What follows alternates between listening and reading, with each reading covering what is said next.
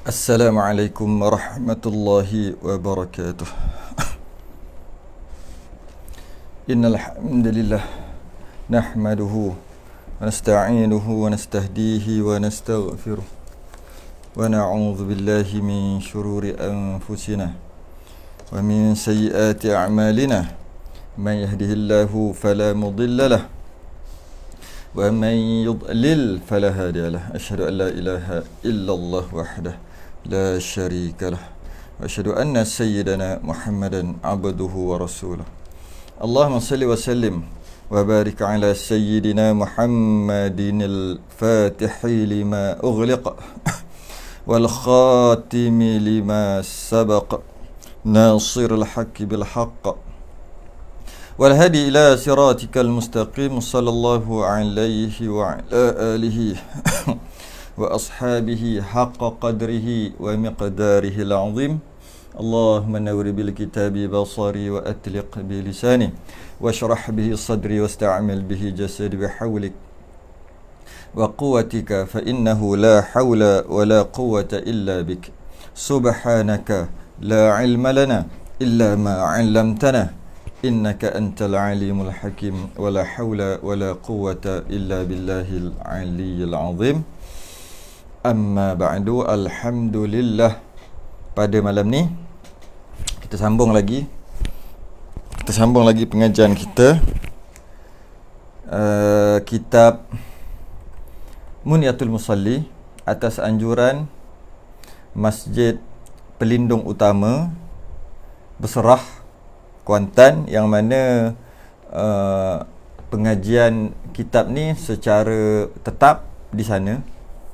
Apabila bulan Ramadan cuti baru ni, yang akhir tu bulan 4 hari tu. Kemudian masuk Syawal, biasalah cuti juga, raya sebulan, PKP lagi. Kemudian baru-baru ni kita sambung beberapa kali secara maya, secara online. Dan kita rehat minggu lepas, kita sambung balik pada minggu ni kitab Munyatul Musalli, sambungan daripada pengajian di Masjid Pelindung Utama Beserah, Kuantan, Pahang, Darul Ma'mur. Jadi terima kasih kepada penganjur masjid. Ni dia buat ni. Dulu tak boleh tunjuk, sekarang dah boleh tunjuk.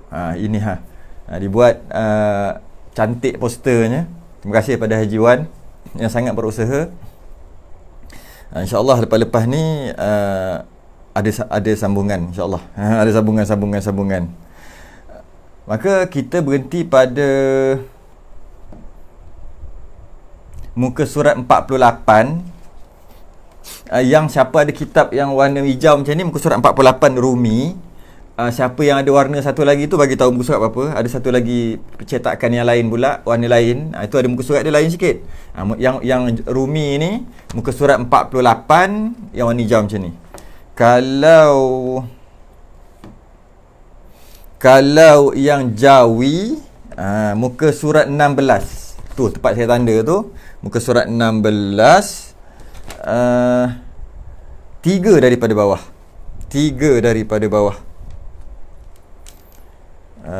3 daripada bawah. InsyaAllah. Kita tengok siapa yang ada sekarang ni. Lawa Konti. Ini mesti dah lama tak masuk ni. Sebab dah lama dah Konti ni. Dah nak tukar, tak lama lagi, insya-Allah minggu depan tukar yang lain pula. dah nak tukar dah. Baru perasan. Siapa nama? Adam. Allah. Adam dekat mana sekarang ni? Ada dekat Kuantan ke? Ataupun ada dekat apa nama tu? Denai Alam. Bukan boleh keluar je pun. Lama dah orang nak tukar yang lain dah. Alhamdulillah atas perubahan cara kita belajar kuliah lah. Perubahan tu, maka kita kena seiring dengan teknologi. Sekarang tak boleh kita duduk di takut yang lama dalam menyampaikan dakwah untuk belajar sebagainya. Kita kena follow. Tak boleh, kalau tidak akan ketinggalan, kalah dengan TikTok. Malu. Agama, cerita pasal agama tapi kalah dengan TikTok, kalah dengan bola. Malu. Jadi kita kena seiring, walaupun agak perlahan tapi biar ada progress. Kurang-kurang ada progress walaupun sikit. Kita nak statik gitu, cara gitu je kan. Kita ubah sikit, lebih interaktif. Supaya tak boring. Nak mengaji agama ni macam-macam dugaan. Tengok bola, tengok Hindustan, tak ada cubaan pun. Okey aja. Tapi agama ni mula-mula semangat, lepas tu dia makin slow. Macam-macam ujian ada, macam-macam dugaan ada. Jadi untuk kita menangani masalah tadi dengan cara interaktifkan dia. Biar segar.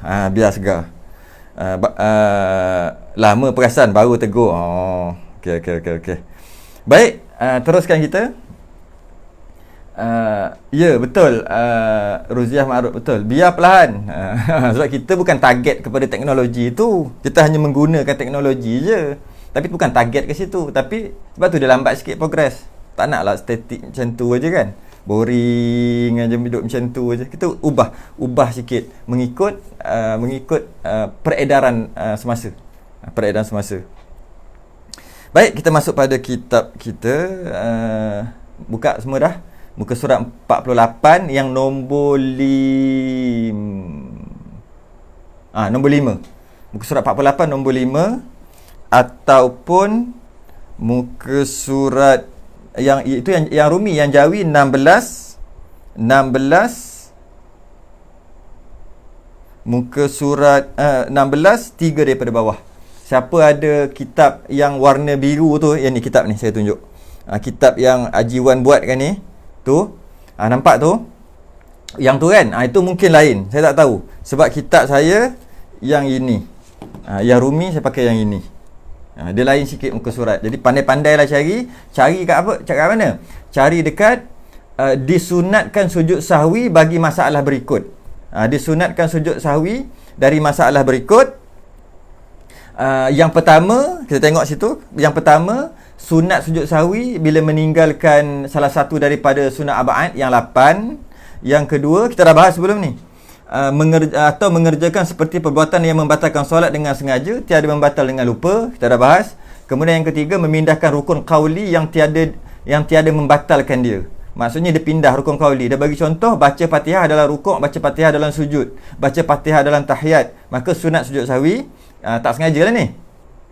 Maka malah sebahagian ulama mengatakan sunat hay'ah, subhana rabbil a'la, subhana rabbil azim, kama sallaita ala, baca surah di tempat lain, bukan tempat dia, pun sunat sujud sahwi. Tapi kitab kita tak tulis lah sebab dia khilaf kat situ. Dan yang keempat, dan jikalau tiada membatalkan sembahyangnya dengan sengaja sekalipun sebab ia meninggalkan tahaffuz tahaffuz di dalam sembahyang, atau kerana syak pada meninggalkan sunat ab'ad, ataupun jikalau tiada ataupun dia kata kat sini dia syak yang tadi tu tinggal sunat ab'ad, tinggal tahiyat awal, tinggal kunut, sunatlah yang nombor 1 tu, sunatlah sujud sahwi. Yang ni bukan tinggal, syak 50-50. Kata sebenarnya ini dah buat ke tak buat ni? Sebenarnya dah buat ke tak buat tahiyat awal ni? Sebenarnya dah buat ke tak buat kunut? Dia syak, tetap juga sunat sujud sahwi. Sedangkan kalau dia tak buat kunut dengan sengaja, tak buat tahiyat awal dengan sengaja pun sah juga sembahyang. Tapi dia syak kepada sunat ab'ad. Jadi nombor 1 dan nombor 4 tu bezalah. Nombor 1 dan nombor 4 tu ada perbezaan. Nombor 1 tinggal sunat ab'ad dengan yakin. Sunat, meninggalkan sunat ab'ad sebab lupa, dia tinggal sunat ab'ad kerana terlupa dan dia yakin dia tinggal, maka sunat sujud sahwi sesettle. Yang nombor 4, dia tinggal sunat ab'ad. Dia bukan tinggal sunat ab'ad, dia tak ingat ataupun dia syak, aku tinggal ke tak tadi kunut, aku tinggal ke, macam buat kunut, macam tak buat kunut, macam buat tahiyat awal, macam tak buat tahiyat awal. Tu dia syak, tetap juga sunat sujud sahwi. Sedangkan kalau dia semayang, dia tak batal. Okey, habis. Yang kelima kita masuk. Qala al-muallif rahimahullah taala. Tu dia. Muka surat kitab biru muka surat 66, kitab jawi saya tu kitab apa? Kitab jawi saya muka surat 16. Ni jawi lain, ni syarah dia kot. Kan? Jawi muka surat 16. Jawi yang nipis ni, kan? Muka surat 16, 3 daripada bawah. Kitab Rumi biru 66, kitab Rumi hijau 48. Siap sebut satu-satu lagi. Tak apa, tak ada masalah. Tak ada apa nama ni, tak ada kitab nak macam mana kan. Kitab mahal tu. Yang jawi RM5. Lah, yang Rumi RM10 mahal tu nak beli kitab. Mahal. Macam mana ada yang tak ada kitab? Jangan risau. Atas teknologi yang ada, insya-Allah saya sediakan perenggan. Saya sediakan perenggan yang berkaitan. Tak semualah, tapi perenggan yang berkaitan. Jangan risau. Sebab kitab kita faham, kitab mahal. Masya Allah, RM5. Nak kena kumpul berapa sen sehari tu. Yang Rumi RM10. Baik, jangan risau. Saya tolong. Mari kita tengok. Yang nombor 5 tu. Yang nombor 5 iaitu meninggalkan perkara yang menyebabkan sunat sujud sahwi. Qala al-mu'allif rahimahullahu ta'ala. Kata pengarang yang kelima, dan demikian lagi. Kena sujud sahwi lah. Dan demikian lagi tu maksud kena sujud sahwi. Jikalau syak ya, adakah ia sembahyang 3 rakaat atau 4 rakaat? 3-4. Okey, dia syak 3-4. Maka wajib didatangkan 1 rakaat lagi. Maksudnya 3-4 wajib datangkan 1 rakaat. Wajib tambah 1 rakaat. Maksudnya 3-4 ambil yang sikit lah. Sebab sembahyang ni 4 rakaat. Dia tiba-tiba ni 3 ke 4. Aku sekadang berada di rakaat ketiga ke 4. Dia suruh didatangkan serakaat lagi, tambah 1 rakaat. Dengan maksud ambil yang 3 lah. 3-4 ambil 3. Bila ambil 3 sembahyang tu kan 4 rakaat, tambahlah 1. Okey? Kenapa? Kerana asalnya ketiadaan ia mengerjakan. Ketiadaan ia mengerjakan dia. Dan sunat ia sujud sahwi. Maksud dia apa ni? Kerana asal. Dia sebenarnya kaedah fiqh ni. Qawaidul fiqh. Al-aslu baqa'a makana ala makana. Asal sesuatu perkara tu kekal mengikut hukum sebelum. Ataupun al-yaqinu la yuzalu bisyak. Boleh juga. Itu asalnya kaedah tu. Apa yang hujung tu? Asalnya ketiadaan ia mengerjakan dia. Asalnya dia tak buat. Itulah al-aslu, asalnya. Al-aslu baqa'a makana ala makana. Itu dia punya kaedah lah. Itu punya kaedah. Jadi apa maksud dia pula? Maksud dia 3-4 pilih 3 ataupun ambil yang sikit 3, kemudian tambah 1 lagi jika sembahyang tu 4 rakaat. Okey? Ambil yang sikit, ambil yang yakin, boleh kita kata juga, ambil yang yakin 3-4. Yang yakin 3, yang tak yakin tu 4. Yalah 3 ke 4. Aku sekarang ni 3 ke 4. Mestilah yang yakin tu 3. Yakin 3. Yang 4 tu yang was-was. 4 sekarang ni 4 ke tidak? Yang 3 memanglah 3. Jadi kalau 3-4 sebenarnya yang yakin tu 3. Yang 4 tu yang problem. 3-4 yang yakin tu 3. Jadi ambil yang yakin iaitu 3. Kemudian sembahyang dia 4 rakaat kan? Tambah 1. Dia macam tu lah juga kalau sembahyang maghrib 2-3. 2 ke 3. Ambil yang 2. Ambil yang sikit. Itu cara kaedah. Daripada hadis Nabi, sahabat Nabi Abu Sa'id Al-Khudri, Dia mengatakan, Abu Sa'id Al-Khudri radhiyallahu anhu mengatakan, di mana Nabi SAW pernah bagi tahu, idza syakka ahadukum fi salatihi falam yadrikum shalla. Jika salah seorang di antara kamu yang ragu dalam solatnya, dia ragu 34 lah, sehingga dia tidak tahu berapa rakaat yang telah dia lakukan, falam yadrikum shalla, sampaikan dia tak tahu dia semayang tu berapa rakaat, okay? Salasan au arba'an, 3 ke ataupun 4, falyatrahi syakka wal yabni ala mastaiqan, maka hendaklah dia tepis keraguan. 34, yang ragu tu 4, yang 3 tu yakin. Tepis 4 dan ikut dia yakin. Maka keluarlah kaedah fiqh, al-yaqinu la yuzalu bisyak. Yakin tak boleh dikalahkan dengan syak. Yakin tetap menang. 34, 3 yakin. Sebab kalau 34, hakikatnya 3, maknanya dia memang 3. 34, hakikat yang sebenarnya 4, maknanya dia telah lalu ke 3 juga. Faham tak? 34, 3 ke 4. Jika hakikat sebenarnya 3, memang dia duduk kat 3. Maknanya 3 tu satu dah. Okay. 34, hakikatnya sebenarnya 4 dah. Sebenarnya 4. Dia syak 3 ke 4, sebenarnya 4. Maknanya dia dah lalu 3 juga. Dia dah lalu dekat nombor 3 atau rakaat ketiga juga. Jadi nak tak nak 3 syak 2, dia syak 3 ataupun 4, sama ada dianya 3, memang dia duduk dekat 3, ataupun dia sebenarnya 4, dia lalu kot 3 juga. Jadi yang 3 tu nak tak nak, kiri kanan dua-dua 3, mesti boleh 3. 4 tu yang problem. 4 yang problem, iaitu 4 tu yang kemungkinan, yang was-was. 34, kalaulah hakikatnya 3, 4 tu dia tak buat.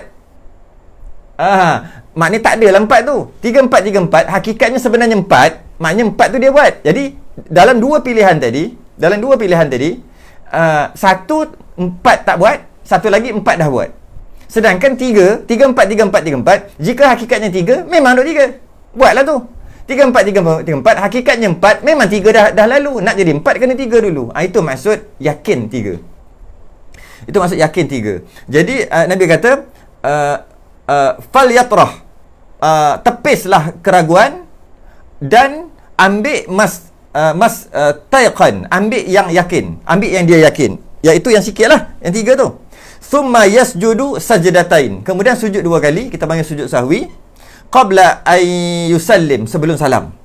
Fa in kana shalla khamsan, sekiranya dia sebenarnya buat 5, sebab 34, ambil 3 tambah 1. Hakikatnya sebenarnya yang dia tambah 1 tu yang kelima, hakikatnya lah. Dia tak tahu, dia 34. Tiba-tiba dia ambil 3 tambah 1. Sebenarnya yang tambah 1 tu 5. Dia dah 4 dah. Okey? Nabi kata fa in kana shalla khamsan, jika 5 memang 5 rakaat yang dia tambah tadi, maka dia telah melengkapkan solatnya. Maksudnya dia dah lalu kod 4. 1 2 3 4 dan dia buat terlebih 5. Maka 5 tu dimaafkan sebab terlebih. Dimaafkan sebab terlebih, dan dia lalu juga kod 4. Okey? Wa in kana shalla khamsan syafi'na lahu salatuhu, maka dia telah melengkapkan solatnya. Wa in kana shalla itmaman li arba'in kana targhiman lisyaitan, jika sebenarnya dia 34, dia ambil yang 3, hakikatnya memang dia 3, maka dia tambah 1. Memang betul lah semayang dia tambah 1. Jadi apa guna sujud sahwi tadi? Lepas tu sunat sujud sahwi. Apa guna sujud sahwi? Sebagai 2 sujud tadi sebagai penghinaan bagi syaitan. Sebagai penghinaan bagi syaitan. Sebab syaitan bila disuruh sujud, fasajadu, semua malaikat sujud, illa iblis. Iblis dia tak sujud. Aba wastakbara, dia takabur. Jadi jika 34 kata Nabi, ambil 3 tambah 1. Okey, ambil 3 tambah 1. Jika hakikatnya sebenarnya 4, dah 4, maknanya 1 tu yang kelima lah. Jadi yang kelima. Walaupun dia lebih, tapi dia tetap sempurnakan 4 juga. Cuma dia terlebih je, tanpa dia sengaja. Maka dimaafkan, solatnya sah. Dan dia sunat sujud sahwi lah lepas tu. Jika 34, dia ambil 3, memang betul, dan tambah 1, memang sepatutnya gitu pun, tak lebih pun. Habis sujud tu buat apa? Sujud sahwi lepas pada tu sebagai penghinaan kepada setan. Kau tak nak sujud dulu, aku sujud. Sampaikan aku sujud 10 kali dalam sembahyang aku ni. 10 kali, ialah 4 rakaat 8 kali. Tiba-tiba dia 3-4 tadi, tambah sujud sahwi lagi 2. 10 kali aku sujud. Engkau sekali pun tak nak sujud. Bila Allah suruh sujud kepada Adam. Sebagai penghinaan.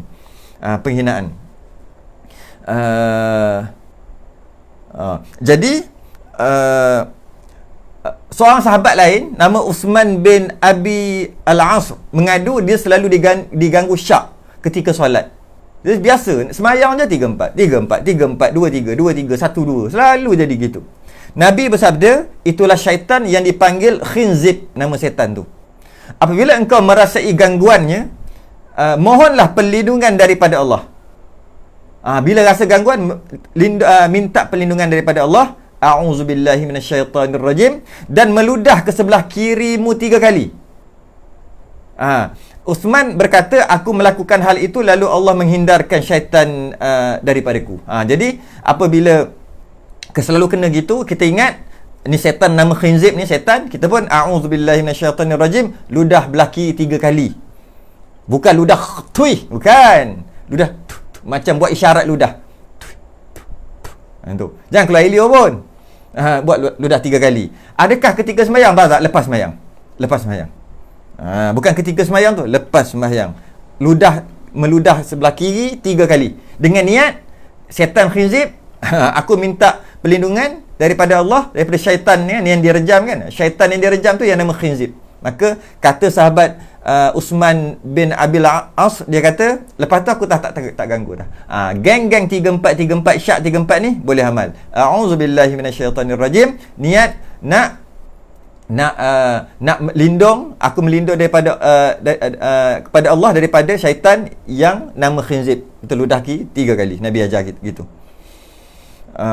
Jadi maknanya, sebagai kesimpulan dia, jadi maknanya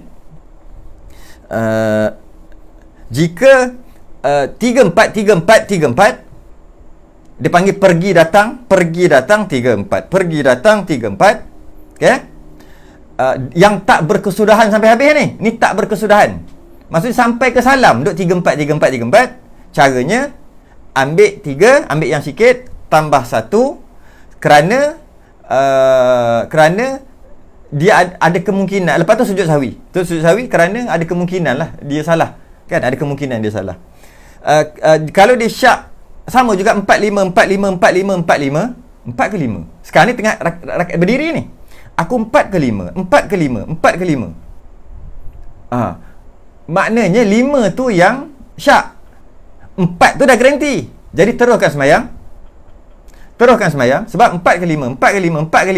Padahal dia tengah berdiri ni. Kalau tengah sujud, ini 4 ke 5. Lah, nak bangun apa 4 ke 5? Kalau bangun tu rakaat ke 5, batal lah. Kalau ketika sujud, aku ke 4 ke 5 memang terus tahiyat lah. Kalau kata 4 ke 5, dia pergi tambah 1 lagi. Maknanya, dia tambah rakaat yang ke 5. Sebab dia sedar, aku sekarang ni 4 ke 5. Yang saya cerita ni bukan, dia ketika berdiri tu 4 ke 5. Aku sekarang sedang berdiri dekat 4 ke 5. Maka, jika macam tu, sama juga pilih 4, teruskan sembahyang, dan sebelum salam sunat sujud sahwi juga. Walaupun dia sedang 4 ke 5. Dia syak 4 ke 5. Tak habis. Pergi mari sampai ke sudah. Pergi mari tu, pergi 4. 5. 4. 5. 4 ketika berdiri tu. Kalau 3. 3.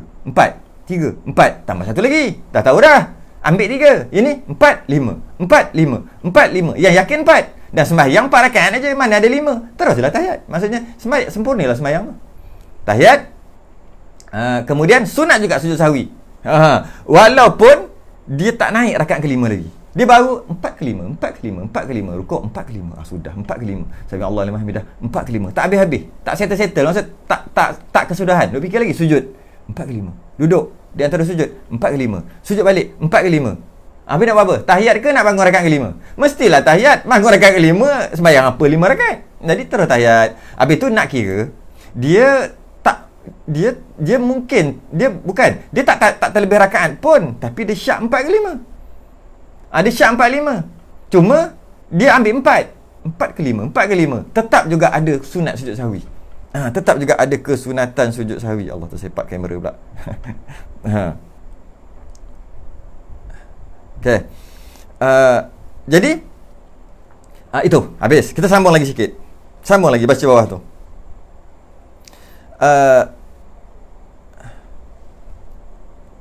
Okey. Baca. Dan demikian tadi, dan demikian lagi jikalau syak ia, adakah ia sembahyang 3 rakaat atau 4 rakaat, maka wajib ia datangkan serakaat lagi kerana asalnya ketiadaan ia mengerjakan dia, dan sunat ia sujud sahwi. Habis kat situ. Habis kat situ. Sama lagi. Dan jika hilang syaknya itu,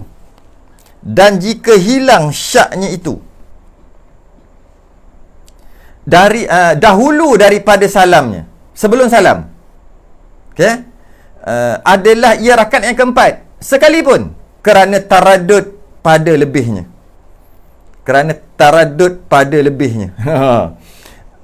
Dan jika hilang syaknya itu dahulu daripada salamnya,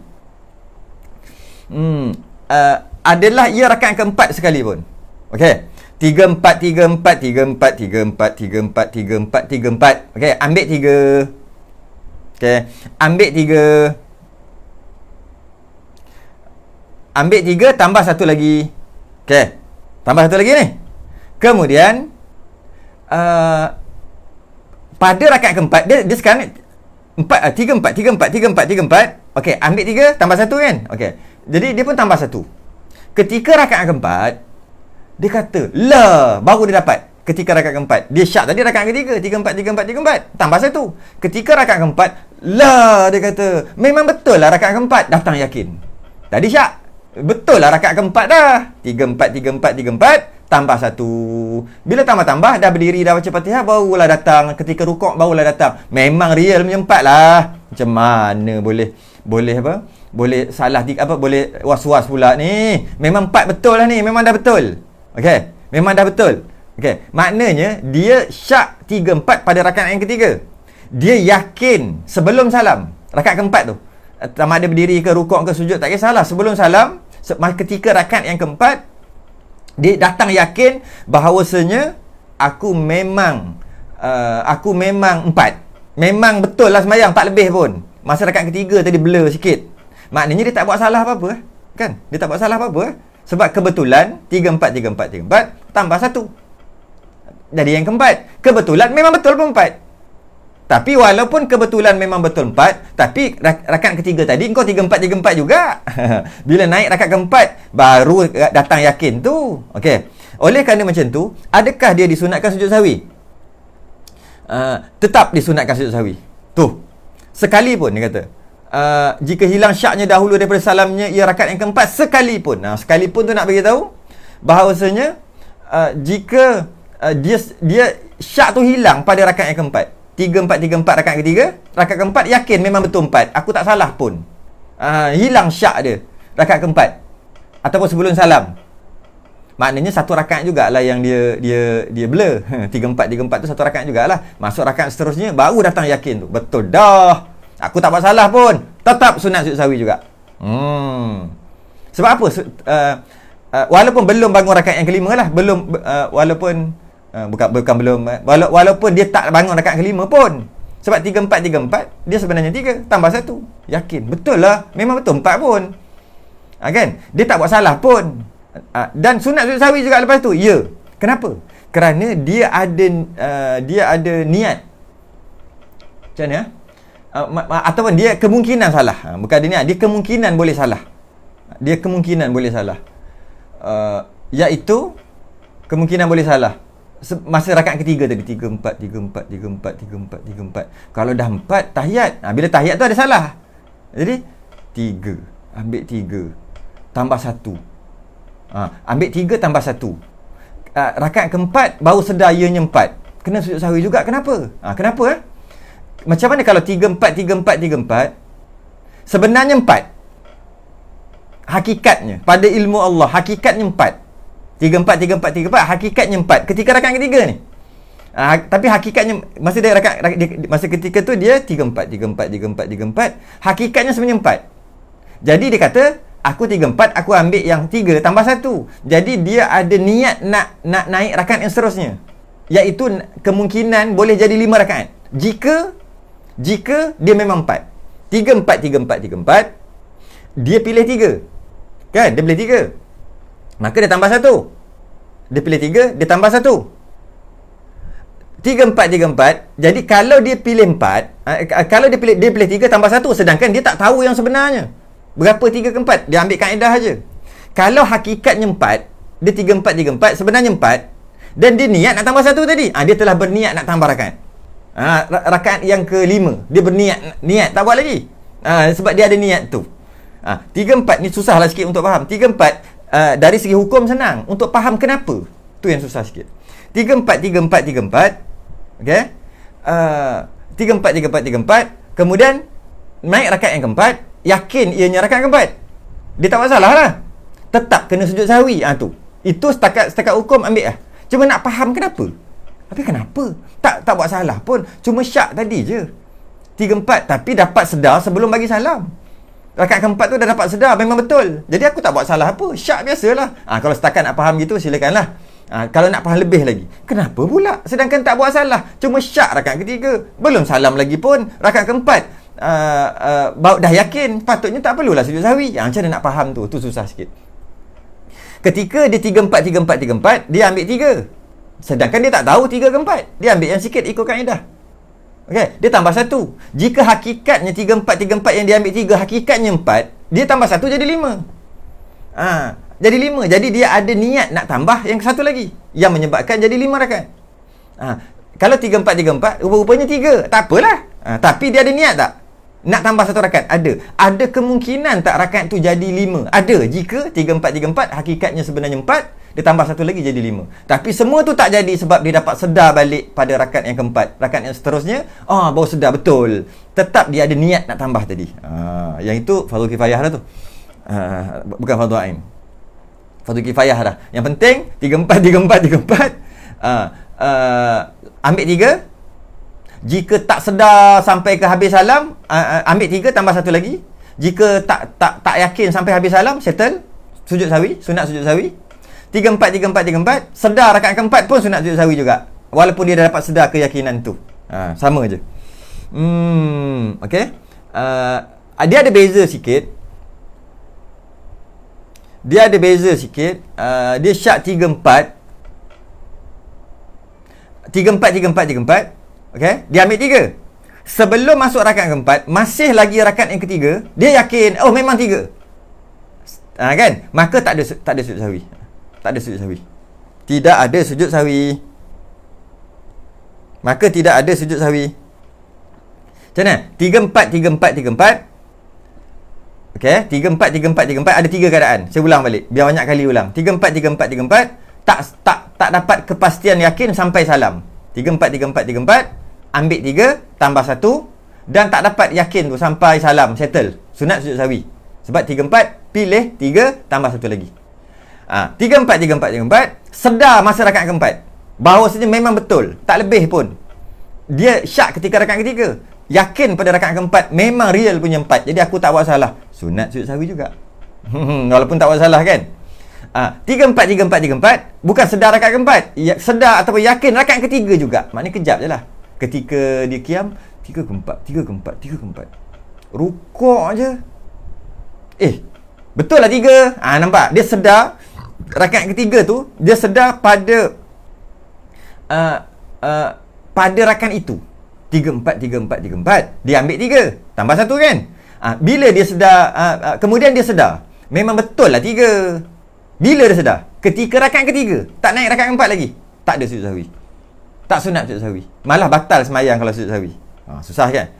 3/4, 3/4, 3/4 yakin pada rakaat keempat. 3/4, 3/4 tu rakaat ketiga, was-was yakin pada rakaat keempat. Bila dia yakin pada rakaat keempat bahawasanya memang betul rakaat keempat, tak salah, sunat juga sujud sahwi walaupun tak salah. Okay? Walaupun tak buat salah, sebab syak tadi. 3/4, 3/4, 3/4 yakin rakaat ketiga tu, sekejap je 3/4, 3/4, 3/4, kena tambah 1 ni, kena tambah 1 ni, sebab ambil yang 3. Sebelum nak tambah 1, yakin datang memang 3 pun, memang kena tambah 1 pun, maka tak ada sujud sahwi. Tu beza dia. Tu beza dia. Tu beza.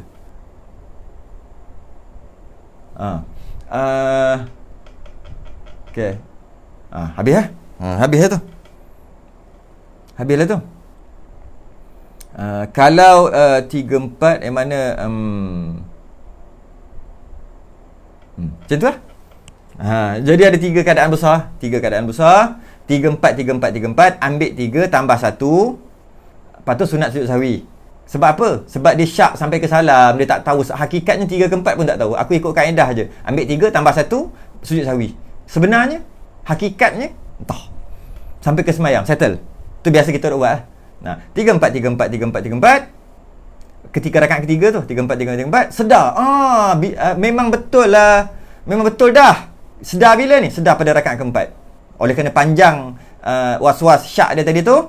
Syak dia panjang sangat sampai rakaat keempat, sampai melangkaui rakaat yang ke lain, yang keempat, maka sunat sujud sahwi juga. Walaupun kebetulan memang betul. 3-4, 3-4, 3-4, 3-4 pada rakaat ketiga. Ambil 3 tambah 1. Sebelum nak tambah 1, yakin datang. Memang betul 3. Tak ada sujud sahwi. 4 kali, 5 kali dah ulang. Itu kalau makmum lah. Kalau imam tak digalakkan sujud sahwi. Imam 3-4, 3-4, 3-4, 3-4, 3-4. Ambil 3. Ambil 3 tambah 1. Jadi kalau masa dia tambah 1 tu, makmum subhanallah ramai sangat, mutawatir ramai, dia yakin dia akan turun balik. Tu cara imam. 3-4, 3-4, 3-4, 3-4. Sudah. Makmum ramai kat belakang ni. Okey, dia macam mana? Dia pun ambil 3. Memang betul apa kena ambil 3. Tambah 1. Masa dia tambah 1 tu, semua pakat-pakat bangun. Kan betul. Dia yakin bila tu? Mak imam tadi, dia yakin pada rakaat yang keempat. Dia syak rakaat ketiga. Kenapa dia yakin? Bila dia tengok tak ada makmum subhanallah semua pakai ikut. Yakinlah bahawasanya rakaat keempat betul. 3-4 tadi biasalah syak rakaat ketiga. Tapi keyakinan dia dapat pada rakaat keempat. Hukum asal sunat sujud sahwi. Sunat sujud sahwi. Tapi adakah dia disunatkan sujud sahwi? Betul. Disunatkan sujud sahwi, tapi tak digalakkan pula lah. Sebab apa? Sebab bila kita tengok dalam keadaan yang lebih besar, bigger picture, agak-agak makmum huru-hara tiba-tiba imam sujud sahwi. Tadi tahiyat awal buat, rakaat tak ada salah. Tiba-tiba imam sujud sahwi ni apakah benda ni? Makmum bukan semua ngaji. Sedangkan imam sujud, makmum kena sujud sahwi. Walaupun makmum tak tahu apa salahnya. Apa salah imam? Tak ada salah pun. Tetap makmum wajib sujud sahwi. Makmum tak sujud sahwi batal. Batal makmum. Imam tak batal. Tapi tak kesian ke kat makmum kalau imam 3-4, 3-4, 3-4, dia tambah keempat, memang betul hakikatnya 4 sebab tak ada orang tegur. Maka yakinlah dia sunat sujud sahwi. Kalau dia sujud sahwi, macam mana makmum? Maka kerana itu tak digalakkan. Tak digalakkan. Sebab pasti ada makmum yang tak nak sujud sahwi sebab dia kata dia tak salah. Dan dia tunggu salam dengan imam. Batal sembahyang makmum. Tak kesian kat dia. Boleh kita kata, siapa suruh tak ngaji? Mana boleh, kesian lah kat dia. Kesian lah kat dia. Kalau jawab balik, asal mu tak ajar. Dah pandai sangat, ajarlah imam. Imam ajarlah. Ni imam tak ajar, jadi imam je betul balik. Jadi imam tak ajar. Macam tu pula makmum jawab. Imam jawab balik, pergilah belajar tempat lain. Aku bukan kerja ngajar orang, aku kerja jadi imam je. Jadi tak elok lah maksudnya. Jadi bagi imam, walaupun 3-4, 3-4, 3-4, dia tambah 1 dan hakikat betul, dapat keyakinan pada rakaat keempat, tak digalakkan juga kerana makmum tadi huru-hara. Makmum tahu sujud sahwi ni tinggal kunut, tinggal tahiyat awal, terlebih rakaat. Itu je yang dia tahu. Yang lain tak tahu. Tiba-tiba tak ada masalah, sujud sahwi, imam sujud sahwi. Habis macam mana tu? Sebaiknya jangan buat. Jika nak menyelamatkan makmum. Sebab sunat aja sujud sahwi. Tapi kalau imam sujud sahwi juga, makmum kena ikut. Kerana walaupun tak tahu salah imam apa, makmum kena ikut. Kaedahnya imam solatnya cacat, makmum ikut cacat. Tapi makmum cacat tidak mencacatkan imam. Okay. Imam cacat, makmum ikut cacat. Makmum cacat, imam tak jadi cacat. Nampak? Imam tu kuat. Imam cacat, makmum automatik cacat. Walaupun dia tak buat. Dia tak buat kecacatan itu. Imam cacat, makmum automatik cacat. Walaupun makmum tak buat kecacatan itu. Makmum cacat, dia buat satu kecacatan dalam sembahyang, tak jadi imam cacat. Tak. Imam kuat. Malah imam tadi menanggung kecacatan makmum tadi. Macam makmum 3-4. Okey, imam tak. Imam tengok naik Allahu Akbar. Makmum pun ikut. Yakinlah dia ikut. Sedangkan dia 3-4. Hukum asal sunat sujud sahwi. Makmum tadi sebab dia 3-4. Tapi dia yakin pada rakaat keempat bila imam bangun. Yakinlah dia. Hukum asal sunat makmum tu sujud sahwi. Tapi oleh kerana dia makmum, jadi tak sunat sebab makmum cacat, imam cover. Imam cacat, makmum tak cover. Contohnya, imam 3-4. Kemudian dia bangun, baru yakin rakaat keempat, baru yakin, maka sunat bagi imam sujud sahwi. Sebab makmum tak tanggung kecacatan syak imam tadi. Cuma memanglah kena sujud sahwi, memanglah sunat sujud sahwi. Cuma masalah lain pula. Masalah makmum tak semua, bukan semua mengaji dan sebagainya, tak digalakkan sebab itulah.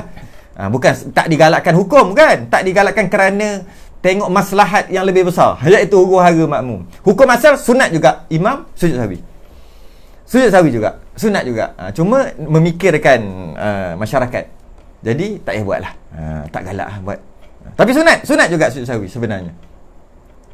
Imam cacat, makmum turut cacat.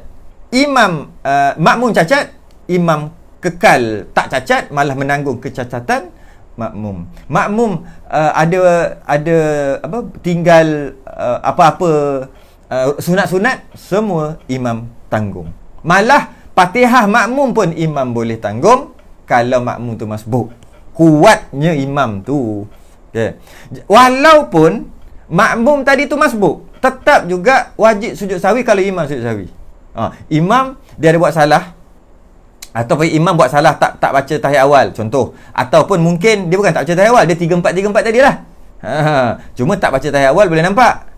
Yang ini makmum ni masbuk datang. Imam samalah, sama ada dia tak baca tahiyat awal ataupun imam 3-4. Okey. Kemudian rakaat keempat baru yakin bahawasanya betul dah 4 rakaat. Tak buat salah tapi sunat sujud sahwi, kan? Okey. Jadi makmum ni baru datang. Dia tak tahu pun apa-apa. Baru datang. Makmum masbuk. Sembahyang dapat 1 rakaat. Rukuk. Sujud. Imam tahiyat akhir. Makmum pun kenalah tahiyat akhir. Masbuk nak kena tambah 3 sekejap lagi. Tiba-tiba imam tu dia ambil sunat tadi, iaitu nak sujud sahwi. Dia nak sujud sahwi. Sebab dia tadi 3-4 sedar pada rakaat keempat. Digalakkan tak buat. Katalah imam tu nak buat, tak ada masalah. Okey, imam tu sujud sahwi. Makmum masbuk ni, apa hal? Aku bawa 1 rakaat tiba-tiba sujud sahwi ni. Aku tak buat salah apa benda ni. Tetap juga makmum masbuk tadi kena sujud sahwi. Itu makmum masbuk yang tak tahu apa-apa. Makmum yang tak masbuk pun kena sujud sahwi. Yang aku daripada awal sembahyang dengan imam, aku yang tolong komat.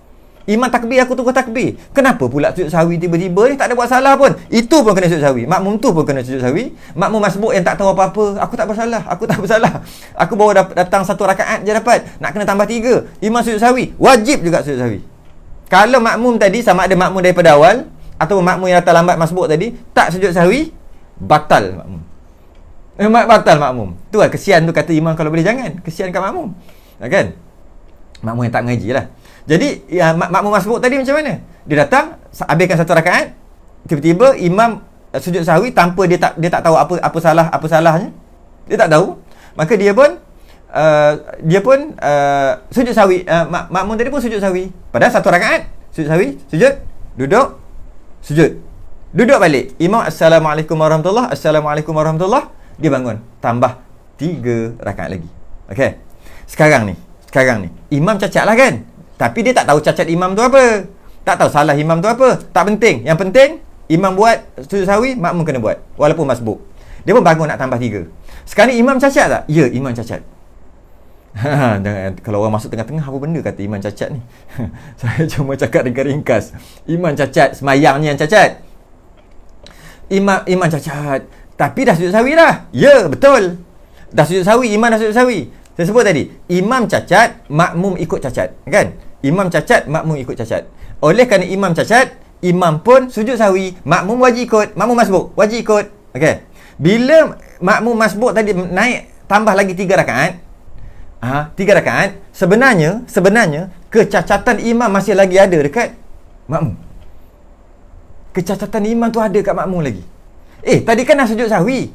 Itu sujud sahwi imam. Sebab saya sebut tadi, imam cacat, makmum ikut cacat. Bila cacat tu tak batal, sunat sujud sahwi. Nak hilangkan cacat. Jadi dia melekat. Imam buat cacat, mungkin tinggal tahiyat awal, mungkin tak kisahlah apa-apa pun, kunut ke tak kunut ke, mungkin 3-4, apa saja kecacatan yang imam buat yang tak batal, maka ada terlekat sujud sahwi ataupun kecacatan tu dekat imam. Dan makmum yang semayang sekali pun tak apalah, sujud sahwi nanti settle. Makmum yang baru masbuk baru datang, dia pun Allahu Akbar walaupun dia tak tahu apa-apa, kecacatan imam tadi pop melekat kat dia. Macam itulah, mudah-mudah melekat kat makmum masbuk tadi. Imam pun habiskan 1 rakaat dan sebelum salam sujud sahwi. Makmum tadi kena ikut. Tapi bila makmum tadi ikut sujud sahwi, sebab walaupun dia tak tahu sebab apa, tapi dia tahulah mestilah dia cacat, sebab tu sujud sahwi. Tapi tak tahu apa sebab. Okey, dia pun sujud sahwi dengan imam. Okey, bila sujud sahwi, kecacatan imam telah ditanggung oleh imam sendirilah sebab sujud sahwi. Hilanglah cacat tadi. Okey. Kecacatan yang melekat dekat makmum tak hilang walaupun makmum tu buat sujud sahwi. Tu kena faham. Tak hilang cacat yang imam buat. Ada juga dekat makmum walaupun dah sujud sahwi. Kerana apa? Tak hilang. Kerana sujud sahwi sebelum salam. Makmum tadi dia sujud sahwi kerana ikut imam. Mana ada sujud sahwi dekat tengah-tengah.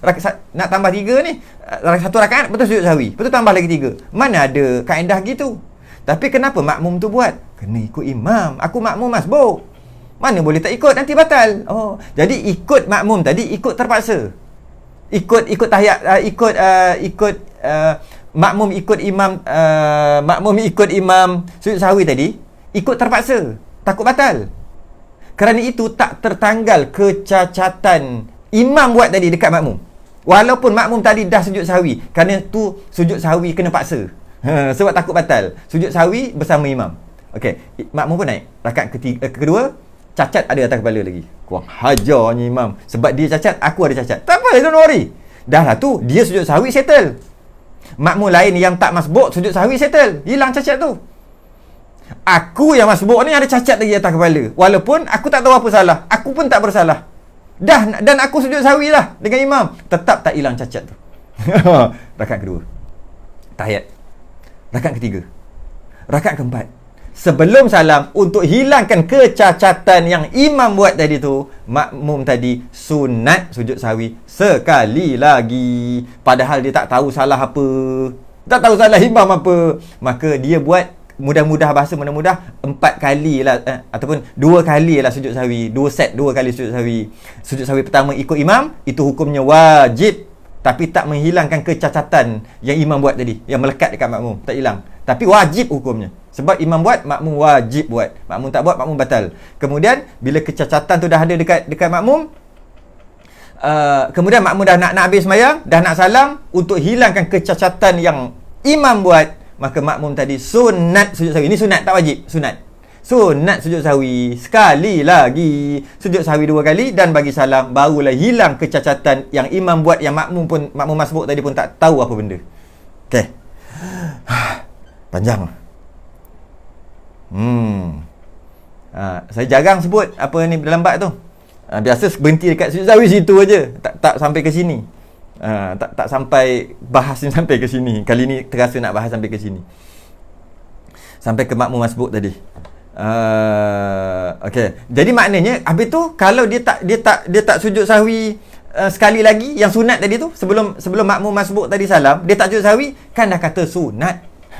Sujud sahwi yang pertama makmum masbuk tu wajib, tak buat batal.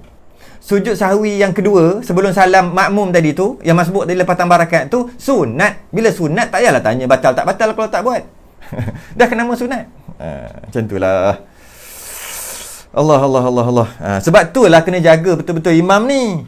ketua, pemimpin kena jaga betul. Pemimpin buat tahi, rakyat habis buat tahi. Macam tu juga dalam kehidupan kita seharian. Pemerintah buat tahi, rakyat terima tak? Pemerintah buat hutang negara bertambah, rakyat terima tak hutang negara tu? Terimalah sekali, walaupun dah bertukar pemerintah yang lain. Cerita apa dah pula ni? Macam tu lah. Bukannya tukar pemerintah habis cerita. Tidak. Pemerintah buat hal apa-apa dia buat hal, akta ke apa ke, yang kena tanggung adalah rakyat. Walaupun selepas itu pemerintah dah bertukar yang lain. Tetap yang kena tanggung rakyat. Okey. Macam? Boleh? Kiahlah ke situ. Alright. Habis. Dah habis dah. Pukul apa dah? Baru nak masuk yang ke-6. Satu-satu. Jadi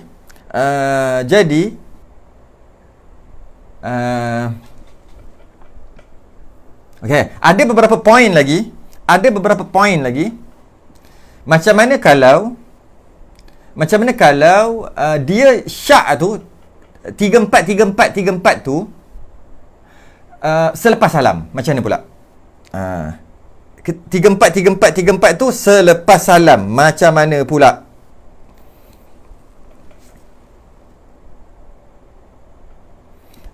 Tiga empat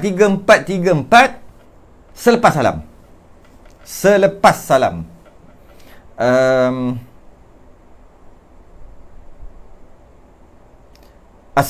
Dia okey je, sembahyang macam biasa. Assalamualaikum warahmatullahi. Assalamualaikum warahmatullahi. 3 ke 4 3 ke 4 ni. 3 ke 4. Bila sedar? Lepas bagi salam. Salam pertama je. Assalamualaikum warahmatullahi. 3 ke 4. Apa dia perlu buat? Tolak aja. Maksudnya apa? Jangan tambah. Jangan ambil 3 tambah tiba-tiba. Sebab bila dah salam, syak 3 4 tak terpakai. Ataupun Assalamualaikum warahmatullahi. Tadi kunut ke tak? Kunut ke tak? Padahal dah bagi salam. Syak je, syak 50-50. Maka tak ada sujud sahwi dah, tak ada. Tahiyat awal pun sama.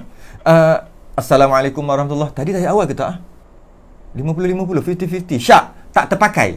Syak dia sebab dah salam. Syak itu tidak memberi bekas. Kalau 34 bagi salam, yakin 3. Solat tu 4, solat Zuhur 4 rakaat. Dia bagi salam, Assalamualaikum warahmatullahi. Assalamualaikum warahmatullahi. 3. Oh, yang itu kena tambah 1. Jangan tak layan pula. Sebab dia yakin 3. Dia yakin baru 3 rakaat. Maka dia kena bangun terus sambung jika pendek perceraian. Tak cakap apa lagi, baru salam Assalamualaikum warahmatullahi. Assalamualaikum warahmatullahi. Alamak, 3 lah. Dia kena bangun. Tak ya Allah, bangun. Tak ada Allahu Akbar, terus bangun, masuk sembahyang balik. Walaupun dia dah salam. Salam dia tak kira. Rukuk, sujud apa semua, sebelum salam sunat. Salam sekali lagi lah kita kata. Sunat, sujud sahwi. Sunat je. Sebab dia yakin 3 ketika dah salam. Yang saya sebut tadi bukan yakin, syak 50-50. Tadi 3 ke 4. Bila ni? Lepas salam, tak layan. Sebab dua perkara beza. Hari ni banyak kaedah hari ni, malam ni. 3 4. Lepas salam, yakin 3. Oh, kena tambah 1 lah, dah yakin. Bukan. Bagi salam, lepas bagi salam 3 4. Lepas tu 3 4. Oh, yakin 3. Memang kena tambah. Memang kena tambahlah 1. Maksud kena tambah 1 tu, Allah sepak lagi.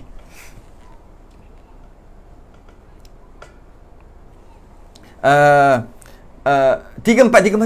Sekejap. 3 4 ke? Masa bagi salam, Assalamualaikum warahmatullahi. 3. Wajib tambah 1. Terus tambah, terus bangun. Tapi 3 4. Assalamualaikum warahmatullahi. 3 4. Tak habis. Tak habis-habis. Maksudnya tak ada penghujung. Duduk 3 4 tu je lah. Tak payah layan. Dengan maksud tak payah, jangan tambah. Biarkan aja. Teruskan. Maksudnya tak biarkan. Kerana 3 4 syak yang berterusan tak dapat yakin, Setelah salam tak terpakai, tak dikira. Tapi kalau 3-4 kejap je, pop 3. Yakin 3. Maknanya tak cukup 1. Itu terpakai. Walaupun dah salam.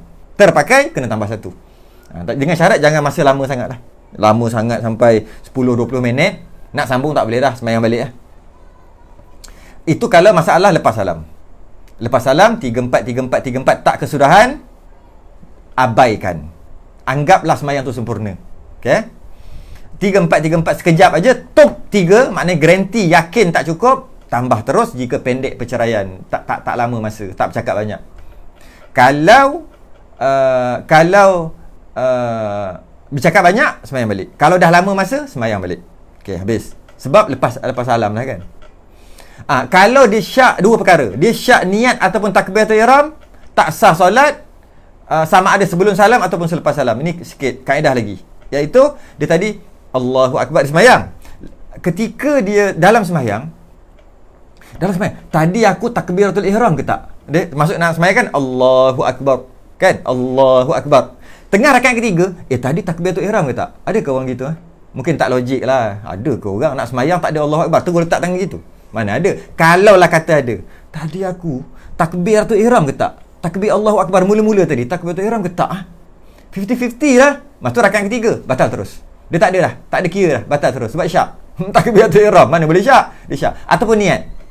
Tadi aku niat apa? Ketika rakaat ketiga. Aku niat apa tadi? Zuhur kan sah? Tak ingat. Ataupun 50-50. Niat apa? Batal terus. Batal terus. Dia tak ada dah, batal terus. Dalam sembahyang. Luar sembahyang pun tak sah juga. Macam mana? Dah bagi salam. Tadi aku niat zuhur kan sah? Zuhur kan sah? Tak habis. Maksudnya tak ada kesudahan. Zuhur kan sah. Tak tahu, tak ingat. 50-50 ya. Zuhur kan sah aku niat. Kesalah niat lah. Zuhur kan sah. Habis sembahyang ni. Walaupun dah salam. Kena sembahyang balik.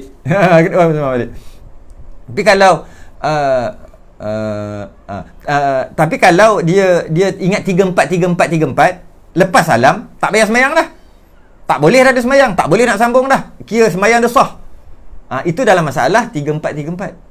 Tadi aku rukuk ke tak? Tadi aku sujud berapa kali ya? Ketika dah salam, dah bagi salam, lupakan. Sah sembahyang lah. Sebab dah salam.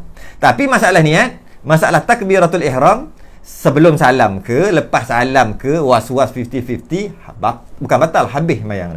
Jadi takbiratul ihram dengan niat tak boleh syak. Tak boleh syak. Dalam sembahyang pun jadi sembahyang dia tak terpakai, kena sembahyang balik. Luar sembahyang dah salam pun, dah setahun dah, katalah contoh melampau tu, dah setahun, tahun lepas aku dah sembahyang, tapi aku masih lagi terfikir-fikir. Aku daripada hari tu lagi fikir, aku niat zuhur kan sah, dah setahun dah, tetap kena qada juga. Nak beritahu, niat dan takbiratul ihram tak boleh syak, tak boleh cover. Jadi je gitu, habis sembahyang terus, kena sembahyang balik. Tapi kalau 3-4 dalam sembahyang, ambil yang sikit, tambah 1. Luar sembahyang, lepas salam baru 3-4, pedulikan. Setan aja semua tu. Okey. Apa lagi poin-poin yang seterusnya? Sebab dah sejam dah. Saya nak tengok kalau ada soalan, saya nak jawab soalan. Kita berhenti yang nombor 6 lah maknanya. Yang terakhir, satu cerita.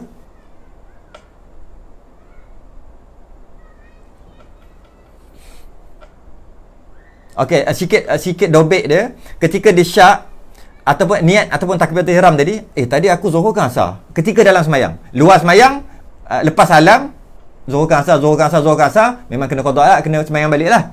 Lepas sembahyang, lepas salam. Dalam sembahyang ni, ketika sujud rakaat ketiga, rakaat ketiga sujud. Masa tu baru datang syak. Aku zuhur kan asar. Adakah dia kena terus batalkan sembahyang dia? Saya tak sebut tadi kan. Saya sebut memang kena sembahyang balik kan. Habis sembahyang dia sebenarnya tak gitu. Dia ada waktu dia.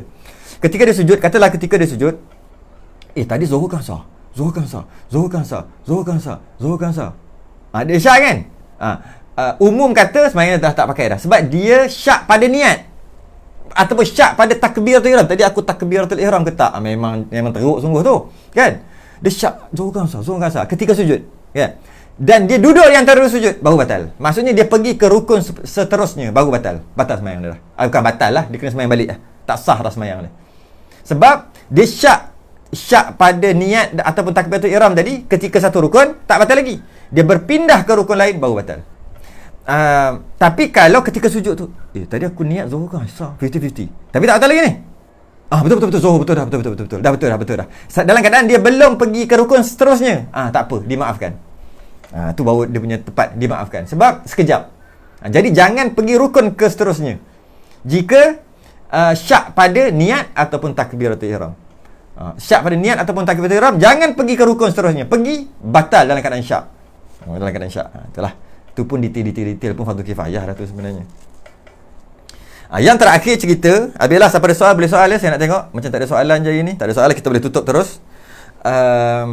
Esok kita boleh jawab soalan. Esok pun memang malam esok untuk jawab soalan di tempat yang sama, iaitu di Live Al-Amin juga esok malam.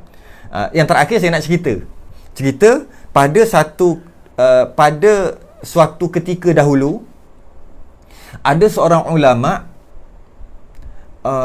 dia ditanya apabila seseorang itu lupa rakaatnya 3-4 tadilah, lupa rakaatnya dalam solat lupa rakaat, apa yang perlu dibuat? Jadi ulama ni dengar, terlupa rakaat 3-4 2-3 1-2 gitulah, syak ketika dalam sembahyang, apa perlu buat? Maka ulama tadi dia jawab, engkau nak jawapan mengikut mazhab aku atau mazhab kamu? Pelik anak murid dia. Sedangkan dia tahu tok guru dia dengan ulama tu dengan dia sama mazhab. Kenapa dia kata nak tahu mazhab kamu ataupun mazhab aku? Tapi dah tok guru senyap je lah, tak cakap lah. Kamu ikut jawapan, kamu nak jawapan mengikut mazhab kamu atau mazhab aku?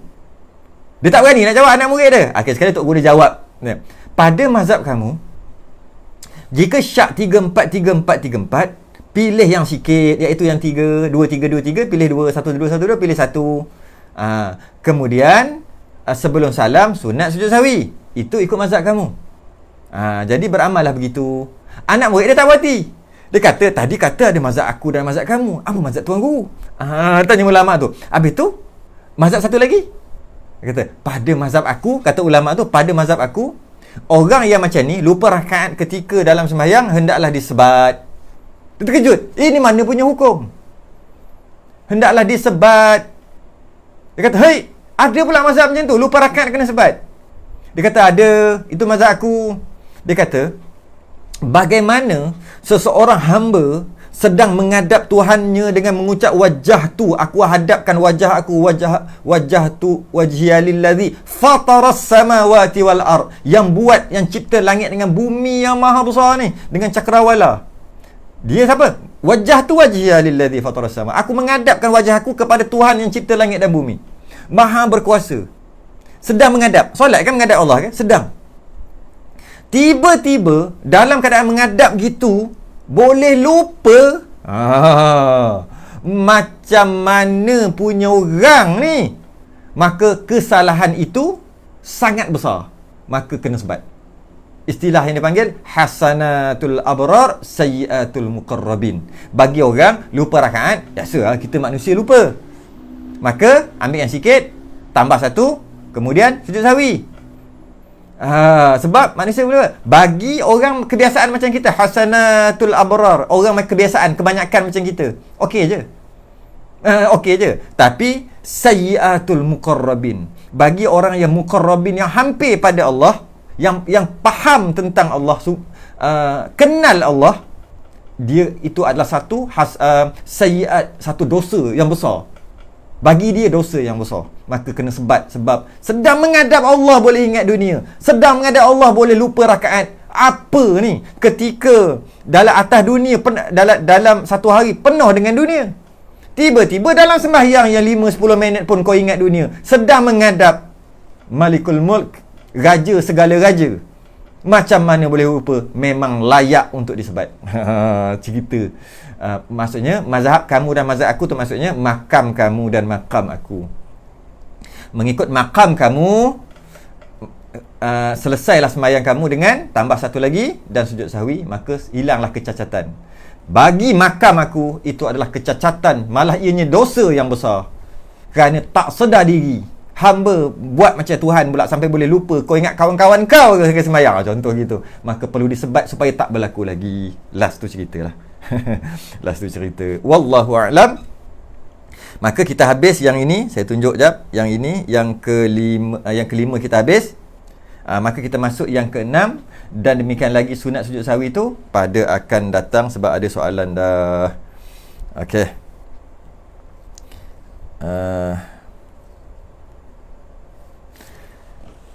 Allah, mari kita tengok. Tu Zaliha baru tu hasanatul abrar, tambah lagi. Dia bukan hasanatu macam tu Zaliha Syahdan. Sebab hasanatun macam ni dia maksud kebaikan yang satu. Ni jamak. Hasanatul. Maksudnya hasin nun alif ta. Betul besar. Nun alif ta. Hasanat maksudnya jamak, banyak hasanat. Abrar dah betul. Hasanatul abrar, tambah lagi sayyiatul muqarrabin. Tambah lagi. Okey. Masa bakar sampah banyak semut, adakah berdosa? Bakar binatang berdosa. Malah semut ada arahan jangan bunuh. Ada arahan Nabi, arahan khusus jangan bunuh. Katak jangan bunuh semut dan sebagainya. Beberapa binatang yang tak dibenarkan untuk bunuh. Tambah lagi semut tak dibenarkan untuk bunuh. Dan kalau boleh bunuh pun, contohnya tikus dan sebagainya, tak boleh dengan api, bakar tak boleh.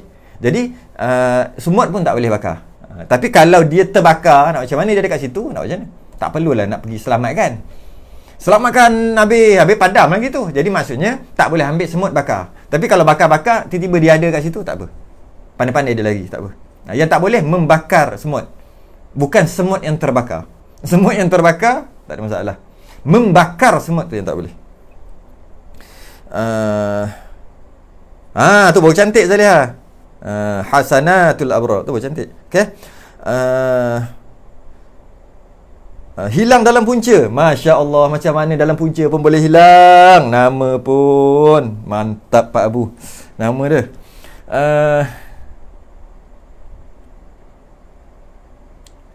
ada puasa Arafah, adakah disunatkan? Ya, sunat lah. 1 hari bulan Zulhijjah sampai 9 hari bulan sunat. 9 sampai 9. Sunat puasa. Hari Arafah sunat puasa. Kita yang orang yang tak buat haji lah, yang tak ada kat Mekah. Sunat puasa. Okey, macam mana? Hilang dalam punca. Nama pun tak boleh belah. Bagaimana jika syak rakaat 2-3 dan jika tertinggal tahiyat awal, janganlah banyak sangat soalan. Dan jika tertinggal tahiyat awal kerana syak di rakaat kedua, jadi rakaat 1 bolehkah tinggalkan tahiyat awal tanpa sujud sahwi? Macam mana ni? Syak 2 ke 3, bagi tahulah semayang apa dulu. Kan cantik. Semayang 4 rakaat ke semayang 3 rakaat? Tak apalah, kita ambil lah. Dia syak 2-3. Okey. Pada rakaat ke berapa dia syak ni? Dan jika tertinggal tahiyat awal kerana dia syak rakaat kedua. Macam mana? Soalan ulang balik soalan ni banyak apa? Banyak yang tak ada maklumat, tak payah. 2-3 dia rasa 2 ke 3. Pada rakaat ke berapa? Bukan pada rakaat. Pada sembahyang berapa rakaat? Katalah 2-3, ambil 2. Okey, ambil 2. Bila dia ambil 2, tahiyat awal lah. Rakaat 2 tahiyat awal, naik rakaat ketiga. Lepas tu, dan jika tertinggal tahiyat awal kerana syak di rakaat kedua. Tak faham tu. Jadi rakaat pertama bolehkah tinggal tahiyat awal tanpa sujud sahwi? Sujud sahwi ni sunat lah. Dah sebut dah sunat. Tak payah tanyalah boleh ke tak boleh. Dah nama sunat. Bila sunat tu tak buat pun tak apa kan. Sujud sahwi tak ada yang wajib, sunat, kecuali makmum tadi je. Makmum tak tahu apa makmum tadi, wajib sujud sahwi. Tapi hukum asal sujud sahwi sunat. Bila sunat, janganlah tanya boleh ke tak boleh kalau tak nak sujud sahwi. Kelakar. Sebab dah nama sunat, boleh lah. Kalau tak nak. Tapi tak sempurna lah, cacat lah sikit. Tapi boleh lah. Soalan tak lengkap. Hazim, jika imam lupa tahiyat awal. Hazim tanya, jika imam lupa tahiyat awal, lepas tu qiyam lebih dari tamak ninah, Imam lupa tahiyat awal. Okey, lepas imam lupa tahiyat awal, lepas tu qiyam lebih dari tumakninah. Adakah makmum tegur imam pun turun balik? Apa benda? Lepas tu apa qiyam lebih jika imam lupa tahiyat awal, okey. Lepas tu imam qiyam dah berdiri lebih daripada tumakninah, okey. Adakah makmum tegur imam pun? Adakah ada makmum tegur imam? Ada makmum tegur imam. Makmum tegur subhanallah, sedangkan imam dah berdiri dah. Dah berdiri dah rakaat ketiga ni. Imam pun turun balik tahiyat awal. Batal ke imam? Hukum asal batal. Jika dia sengaja, batal lah. Sengaja turun balik. Dah tahu dah sengaja turun balik. Batal.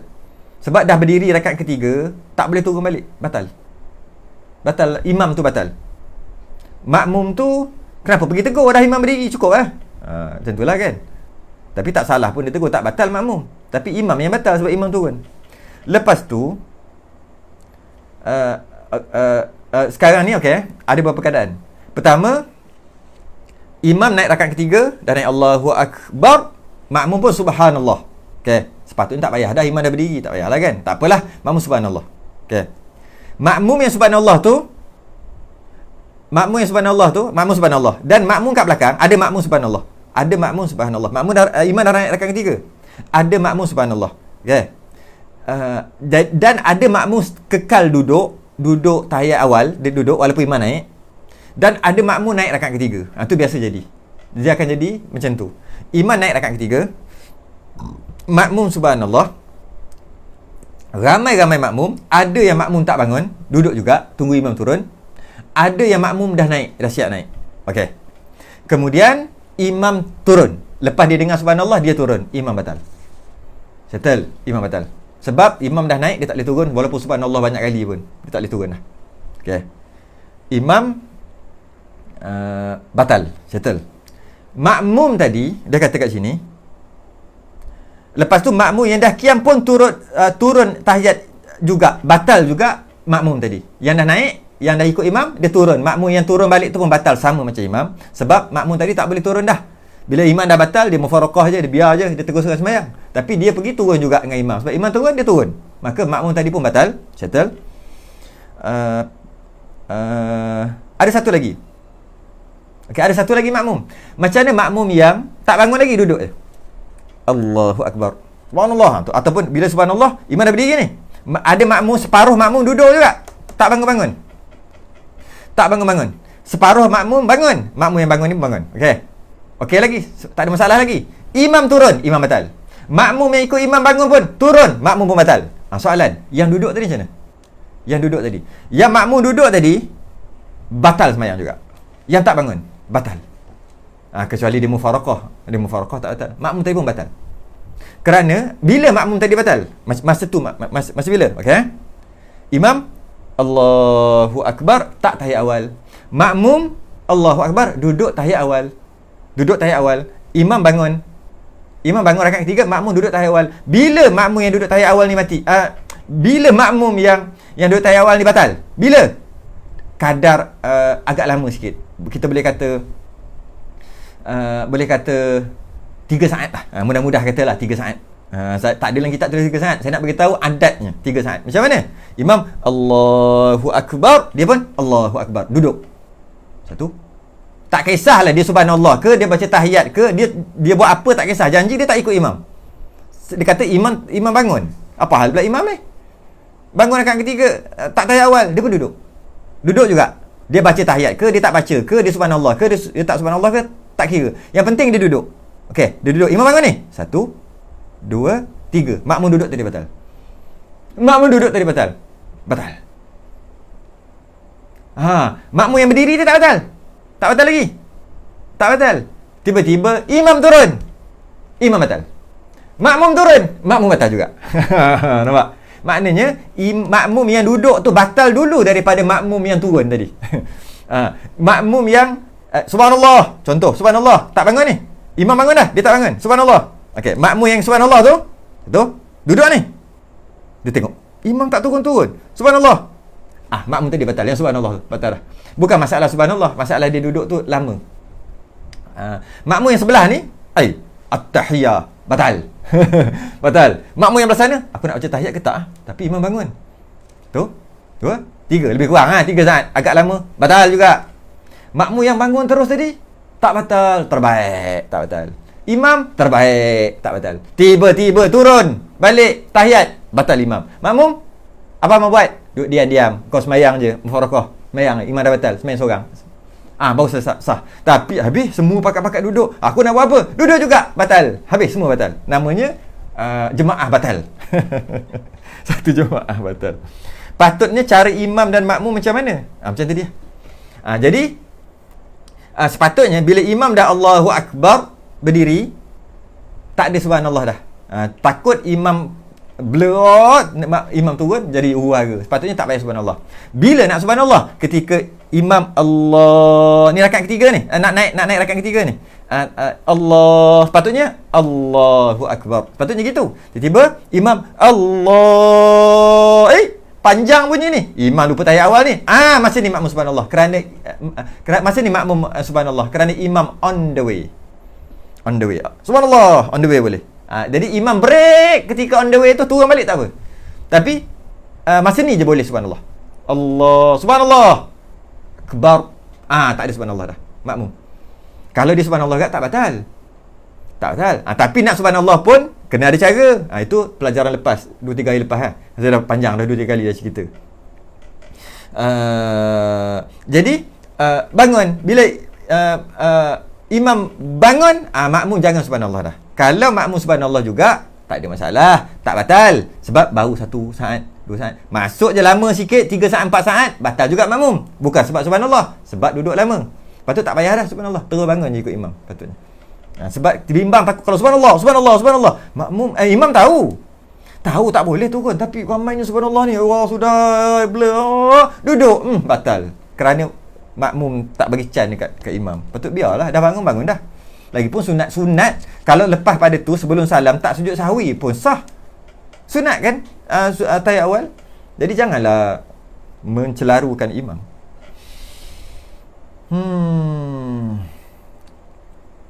Woi, banyaknya soalan esok lah. Esok hari soalan.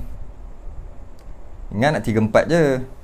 Tak apa, kita tengok dulu soalan yang awal-awal tadi. Putri Balkis, imam sujud sekali saja sebelum tahiyat. Imam sujud sekali saja sebelum tahiyat akhir makmum. Nak buat macam mana? Ni pun panjang juga. Imam katalah semayang macam biasa, makmum ikutlah ni, ikut. Kemudian sujud, katalah rakaat yang last ni, rakaat last sujud pertama. Imam sujud, makmum sujud. Kemudian imam pun bangun. Allahu Akbar. Duduk di antara 2 sujud. Makmum tadi duduk di antara 2 sujud lah. Lepas ni nak tahiyat dah ni, dah dekat dah ni, nak habis sembahyang ni. Tiba-tiba makmum Rabbighfirli warhamni wajburni. Makmum. Tiba-tiba imam at-tahiyyah. Kenapa imam sujud sekali? Sebab dia jawab macam sebab soalnya macam mana imam sujud sekali je sebelum tahiyat akhir. Makmum nak macam mana? Makmum Rabbighfirli warhamni wajburni. At-tahiyyatul mubarakatus salawat. Sudahlah. Aku Rabbighfirli, imam at-tahiyyah. Imam ni sekali sujud dah ni. Okey. Makmum tadi nak buat apa? Subhanallah, sunat. Subhanallah tu sunat, boleh tegur. Dan makmum dia kena tunggu imam. Tunggu imam betulkan. Sama ada dia nak tegur imam, sunat, subhanallah. Tengok imam tu nak betulkan ke tidak. Tapi kalau dia tak subhanallah, imam tak buat apa-apa. Maksudnya imam tak tahu. Tapi subhanallah tu sunat, ataupun tepuk tu sunat. Tak wajib. Katalah dia subhanallah. Bila dia subhanallah, dan dia kena tunggulah imam tu sujud balik, betulkan balik perbuatan sembahyang dia tu. Betulkan balik. Maka bila imam betulkan balik, baru ikut. Imam tiba-tiba sujud, baru ikut. Itu kalau subhanallah. Itu kalau imam sedar. Kalau imam tak sedar sampai salam, makmum tetap juga tak boleh tahiyat. Tu nombor 1. makmum tak boleh tahiyat. Sebab makmum baru sujud sekali, imam pun sujud sekali. Sama ada makmum tegur, imam tak peduli, ataupun makmum tak tegur, tak ada masalah. Tak salah pun tak tegur. Sebab sunat je tegur, subhanallah. Okey. Jadi makmum tadi nak buat apa?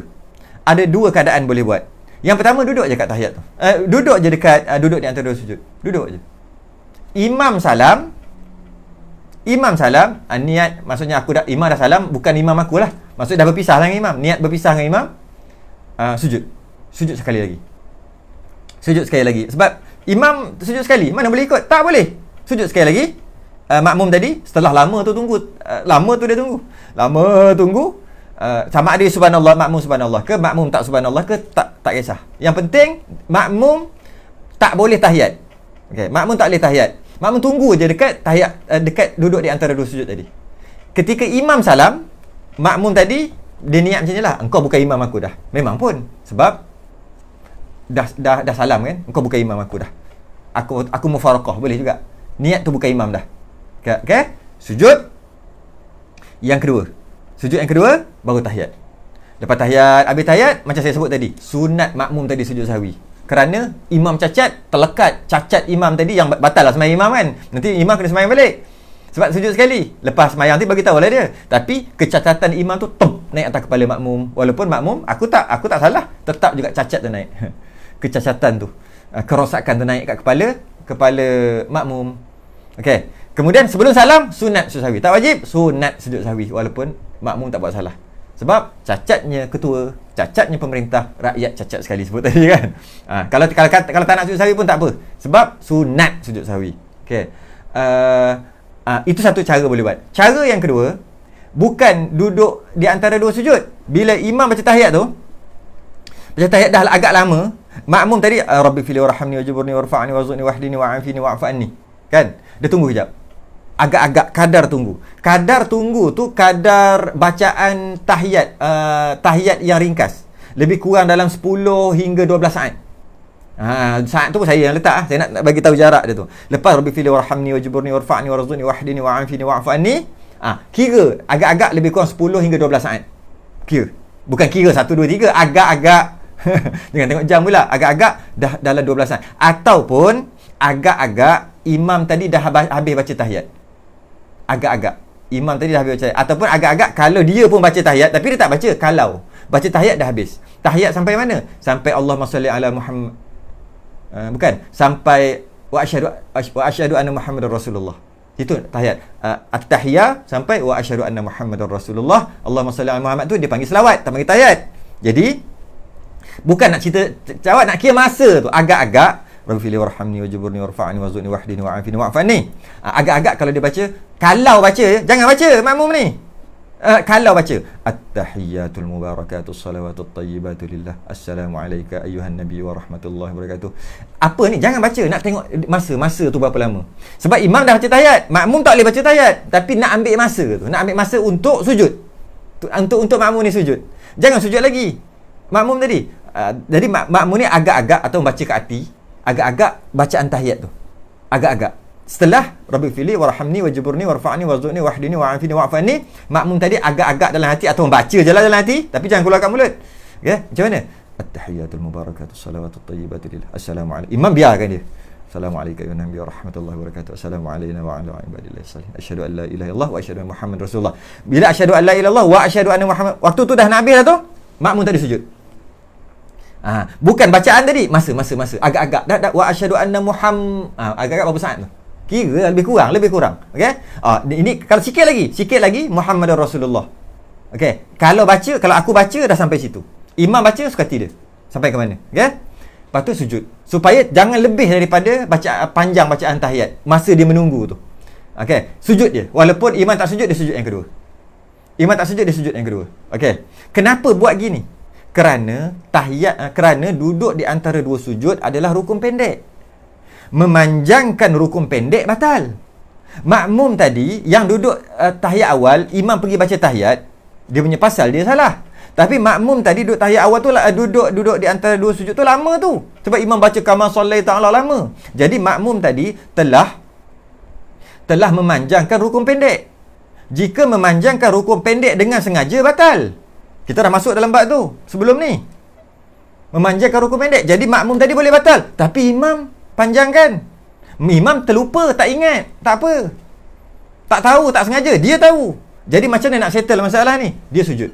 Tapi bila sujud, bagi peluang kat imam dulu. Agak-agak. Bila Rabbi Fili Rahim ni habis, agak-agak kalau baca tahiyat tu sampai wa asyhadu tu, tak habis lagi lah. Hampir-hampir dekat. Saya agak lebih kurang dalam 10 saat. Okay. Kemudian sujud. Tunggu imam kat sujud. Sebab sujud rukun panjang. Nak sujud berapa lama pun boleh. Okay. Sujud. Tunggu. Tiba-tiba entah macam mana imam masuk sembahyang atau imam tak jadi salah, tak jadi ke teringat balik ke, imam sujud. Itulah sujud dengan imam. Cuma makmum sujud dulu lah. Masuk dulu. Dah follow. Lepas tu imam duduk, imam tahiyat akhir, ikut imam. Jika imam sedar. Jarang jadi gitu. Jika masih dia sujud tu, imam sedar. Alamak, sujud sekali ya. Imam pun sujud. Makmum tadi, ini adalah sujud aku. Cuma kali ni aku dulu pada imam. Okey. Siapa suruh kau lupa? Macam tu lah. Okay. Imam pun tahiyat. Imam pun tahiyat. Makmum tadi ikut tahiyat. Tapi biasa tak jadi gitu. Imam terus lupa lah. Bagi salam. Assalamualaikum warahmatullahi. Assalamualaikum warahmatullahi. Makmum tadi niat macam tadi juga. Kau bukan imam aku dah. Sebab kau dah salah. Aku mufarakah. Tu bukan imam aku. Lepas tu dia pun Allahu Akbar. Tahiyat akhir. Dan sama juga macam tadi, sunat sujud sahwi, kerana kecacatan imam tadi dah naik atas kepala dia. Jadi ada dua keadaan, dua pendapat, dua boleh buat. Yang pertama, tak payah sujud, tunggu ajalah dekat duduk di antara dua sujud, diam ajalah, tak payah baca apa-apa dah. Sebab imam duk baca tahiyat panjang sangat. Dimaafkan kerana imam tak pergi lagi, imam tak sujud, imam salah, nak macam mana, kenalah tunggu imam. Jadi walaupun memanjangkan rukun pendek itu batal, tapi atas sebab darurat ni, imam dah buat gitu, nak macam mana kan? Atas sebab darurat ni, maka dibenarkan tunggu juga. Dibenarkan tunggu juga. Itu pendapat pertama. Pendapat kedua, tak boleh juga. Dah imam panjangkan rukun pendek, maka batal patutnya. Jadi makmum tak boleh. Jadi macam mana nak buat? Macam tadi, bagi peluang kat imam agak-agak, cukup masa. Setelah baca bacaan sunat dekat duduk di antara dua sujud, masa tu agak-agak hampir-hampir nak sempurna baca tahiyat, sekadar wa asyhadu anna Muhammadar Rasulullah situ je, agak-agak masa tu. Jadi makmum pergi ke rukun yang seterusnya sujud, kerana sujud adalah rukun panjang. Nak sujud 3 jam pun tak batal sebab dia rukun panjang. Dan kalau imam lepas tu follow ikut, okey, kira settle, ikut je lah imam. Kalau imam tu bagi salam, niat mufarakah, kemudian baru duduk dan tahiyat. Soalan yang timbul, boleh ke pergi dulu daripada imam? Maksudnya imam tak pergi lagi, imam tak sujud, dah sujud, mendahului imam boleh ke? Mendahului imam satu rukun, hukumnya makruh. Mendahului imam tapi tak batal, makruh. Dua rukun haram. Dibangkit kat padang mahsyar kepala babi, tapi tak batal juga. Itu hukum dia. Mendahului imam, makmum. Okey.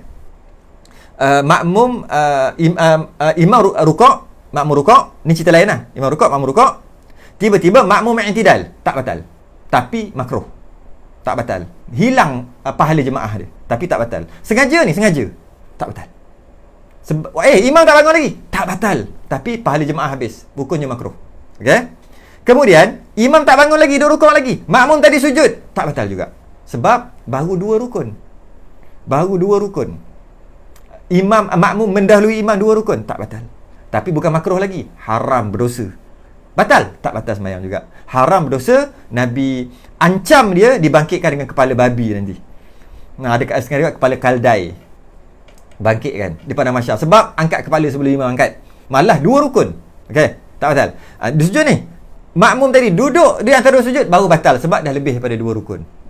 Okey, itu bukan hukum ni, itu hukum asal. Jadi maksudnya hukum asal, mendahului imam 1 rukun makruh, luput pahala jemaah. Mendahului imam 2 rukun, haram, berdosa, tapi tak batal juga. Mendahului lebih daripada 2 rukun, barulah batal. Okey. Tadi makmum tadi mendahului imam 1 rukun, iaitu imam tak sujud, dia dah sujud. Adakah makruh? Tak. Sebab ini salah imam buat hal, maka dia mendahului imam 1 rukun, tak makruh. Sebab dia tak nak duduk dekat rukun pendek, takut batal semayang, dia duduk dekat sujud, dia mendahului imam dalam keadaan darurah, maka tak makruh. Tak makruh, tak hilang pahala jemaah. Sebab ini kesalahan imam, kelupaan imam. Okey. Esoklah jawab soalan.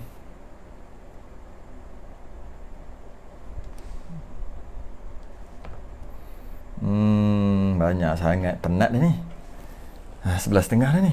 Tengok soalan.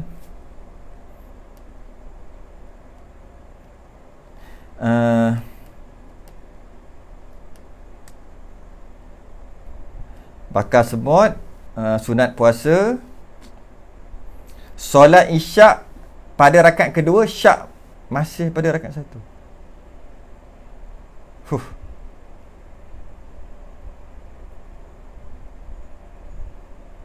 Apa hukum Fairuz? Apa hukum makmum tegur imam yang bangun rakaat kelima kerana imam lupa? Okey, memanglah.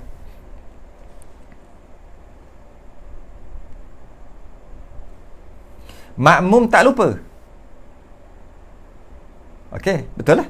Hukum tegur imam dengan subhanallah wajib ke sunat? Atau harus? Sunat. Sunat. Sunat tegur imam dengan subhanallah. Kalau perempuan tepuk.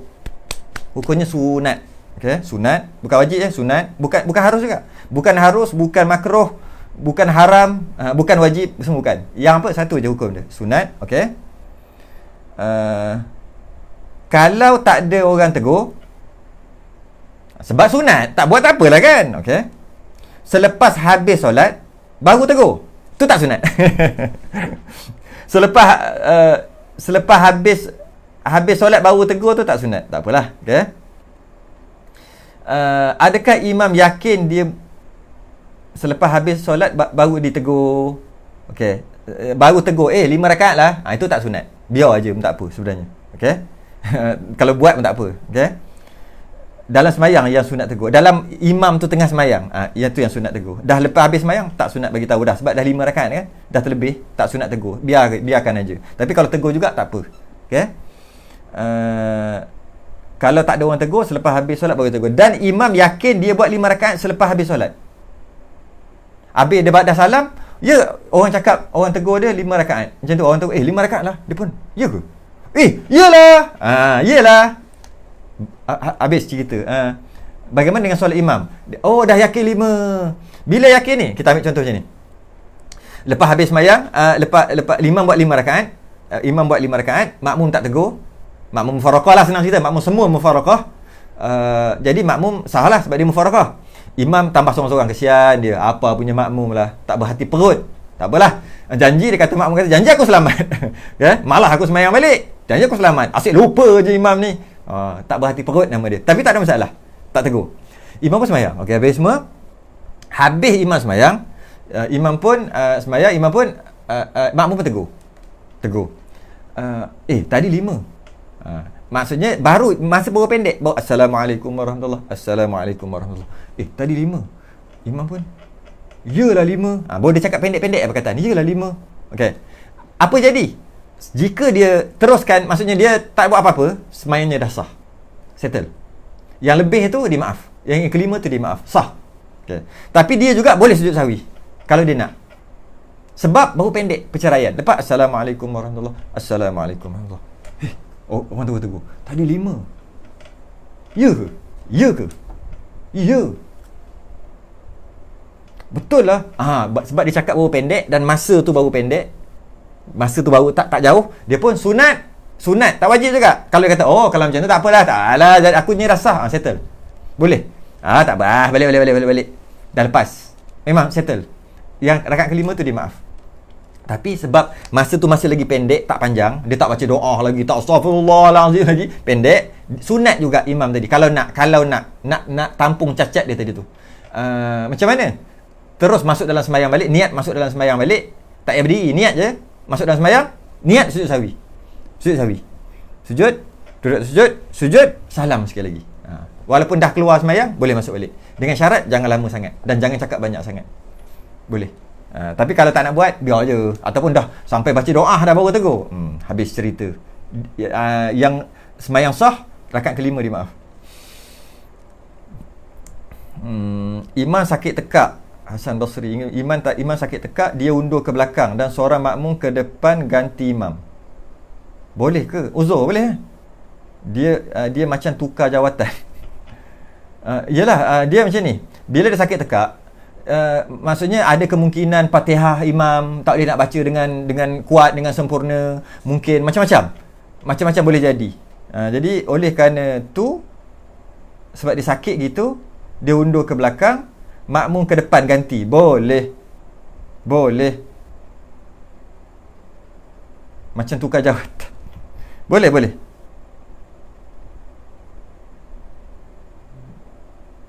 Apakah hukum makmum tegur imam yang bangun rakaat kelima kerana imam lupa? Hukum makmum tegur imam bangun rakaat kelima, okey. Hukumnya sunat. Dah sebut tadi. Ni soalan macam tadi ya. Ini soalan tadi.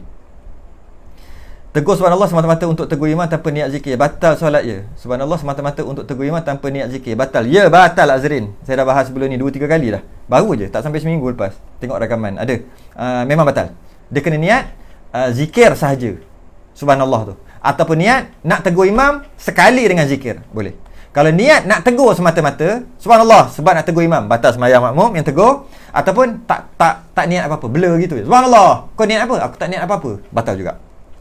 Dia boleh dua je. Niat zikir semata-mata ataupun niat zikir plus niat nak tegur, boleh. Yang penting ada niat zikir. Semasa nak buat solat sunat 4 rakaat tanpa tahiyat awal, okey. Semasa nak buat solat sunat 4 rakaat tanpa tahiyat awal, dia niat tak nak buat tahiyat awal. Semasa naik ke rakaat ketiga, adakah sunat juga duduk iftirash? Semasa naik ke rakaat ketiga, adakah sunat juga duduk iftirash juga? Apa ni? Semasa nak buat solat sunat 4 rakaat tanpa tahiyat awal, semasa nak naik ke rakaat ketiga, adakah sunat duduk iftirash? Duduk istirahat tu. Ya, sunat. Sekejap lah. Sunat sekejap dalam 1-2 saat tu kan. Sunat sekejap. Rakaat pertama nak naik rakaat kedua, lepas sujud tu nak naik rakaat kedua ni, Allahu Akbar. Tu duduk tu 1 saat 2 saat sekejap tu. Allah iftirash duduk. Allahu Akbar. Okey, tu sama juga. Rakaat kedua nak naik rakaat ketiga ada tahiyat awal, tapi dia tak nak buat tahiyat awal, nak buat solat sunat 4 direct, boleh. 4 satu salam boleh. Jadi duduk ada juga duduk, dia panggil duduk istirahat kat situ. Rakaat kedua sujud ni. Rakaat kedua nak naik rakaat ketiga terus, tak nak tahiyat awal. Jadi Allahu Akbar. Ada kejap. Macam tadi juga 1-2 saat. Rakaat ketiga nak naik rakaat keempat pun ada juga Allahu Akbar. Sunat juga. Rakaat keempat tak ada. Rakaat keempat dah habis. Kalau kita was-was wuduk, macam mana kita nak tahu itu kentut betul-betul? Tak ada. Dia Amar, dia hanya ada kentut betul je. Kentut tak betul tak ada. Tak ada. Dalam fiqh dia mudah je. Kentut tak? Tak tahu lah, tak kentut. Dia tak ada kentut betul tak betul, tak ada. Dalam fiqh tak ada. Dia tak ada kentut was-was, tak ada. Dia ambil wuduk. Kemudian, tadi aku kentut ke tak? Tak kentut. Tu fiqh. Bukannya kentut tentang untuk kita lebih yakin, baiklah kita ambil wuduk. Tak ada. Dia ambil wuduk, dia semayang, katalah semayang maghrib. Okey, nak semayang isyak lebih kurang sejam. Tadi kentut ke tak? Kentut kot. Tak kot. Kentut kot. Tak kot. Tak yakin kentut. Tapi yakin semayang maghrib tadi. Pukul 8 tadi semayang maghrib. Sekarang dah pukul 9. Dia tadi ada sentuh suami isteri tak? Atau suami sama isteri sama suami? Ada kot. Tak ada kot. Ada kot. Tak ada kot. Itulah namanya was-was. Itulah nama syak. 50-50. Macam ada, tapi tak yakin. Macam tak ada sentuh isteri. Ataupun tadi macam ada kentut. Tak kot. Kentut kot. Tak kot. Samalah. Ataupun apa-apalah perkara yang membatal. Tadi buang kecil tak? Kalau buang kecil batal wuduk, kena ambil balik. Buang kecil kot. Tak kot. Buang kot. Jawapannya tidak. Tak batal. Tak batal wuduk. Jadi soalannya, kalau dia dalam wuduk tu, macam mana kita nak tahu wuduk tu kentut, tahu itu kentut betul-betul? Nak tahu, yakin kentut. Kalau sentuh suami isteri, yakin sentuh. Kalau buang air, yakin buang air. Barulah itu yang betul. Selagi tak yakin, itu tak betul. Selagi tak yakin, itu tak betul. Saya bagi contoh ni. Contoh yang agak melampau. Nak bagi fahamnya, tak batal. Dia sembahyang Maghrib pukul 8. Dia duduk kat rumah dia, duduk seorang. Kat rumah dia duduk seorang. Dia duduk seorang-seorang kat rumah. Nak kecilkan contoh, seorang-seorang. Dia sembahyang maghrib pukul 8. Lepas tu dia tengok TV, dia makan, dia dengar kuliah online, dia buat kerja sikit, buat itu, buat ini. Okey. Tadi dah sembahyang maghrib tadi. Buat macam-macam. Sehinggalah pukul 2 pagi. Nak sembahyang isyak. Baru nak sembahyang isyak pukul 2 pagi. Kena ambil wuduk ke tak? Okey. Jika dia kentut, jika dia pegang perempuan tapi dia seorang kat rumah, jika dia buang air kecil, buang air besar, apa lagi? Yang membatalkan wuduk lah. Jika dia yakin dia ada kentut, jika dia yakin dia ada buang air besar, buang air kecil, dia ada yakin pegang perempuan, barulah batal nak sembahyang isyak, kena ambil wuduk. Tapi kalau dia, tadi aku seorang, aku sentuh perempuan ke tak? Tak. Aku kentut ke tak? Lama tu. 8, 9, 10, 11, 12, 1, 2. 6 jam tu. Tapi kentut ke tak? Sentuh perempuan memang taklah, tak ada orang perempuan kat rumah ni. Tapi dah 6 jam. Tadi aku makan. Makan yakin tak? Makan yakin. Kentut? Macam ada, macam tak ada. Why? Rasa macam tak masuk toilet. Entah-entah masuk kot. Dia sembahyang, tak payah ambil wuduk.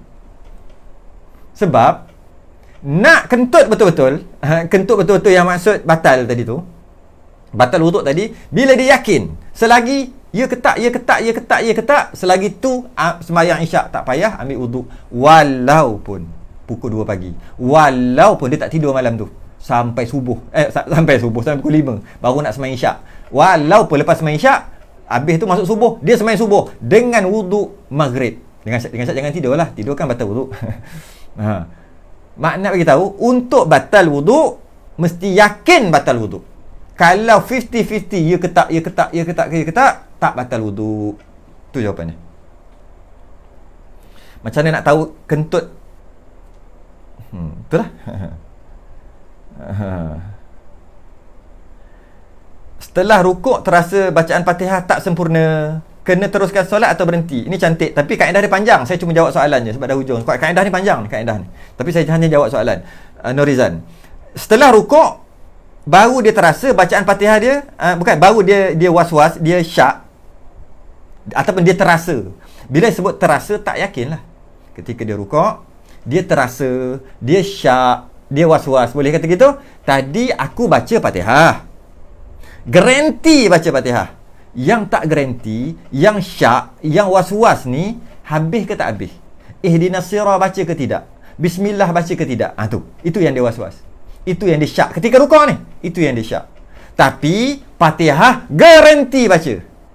Yang was-was, yang syak, sempurna ataupun tidak. Sebab disebut ni sempurna kan? Sempurna ke tak? Sempurna ke tak? Sempurna ke tak? Sempurna ke tak? Maka, teruskan sembahyang. Fatihah dia sah.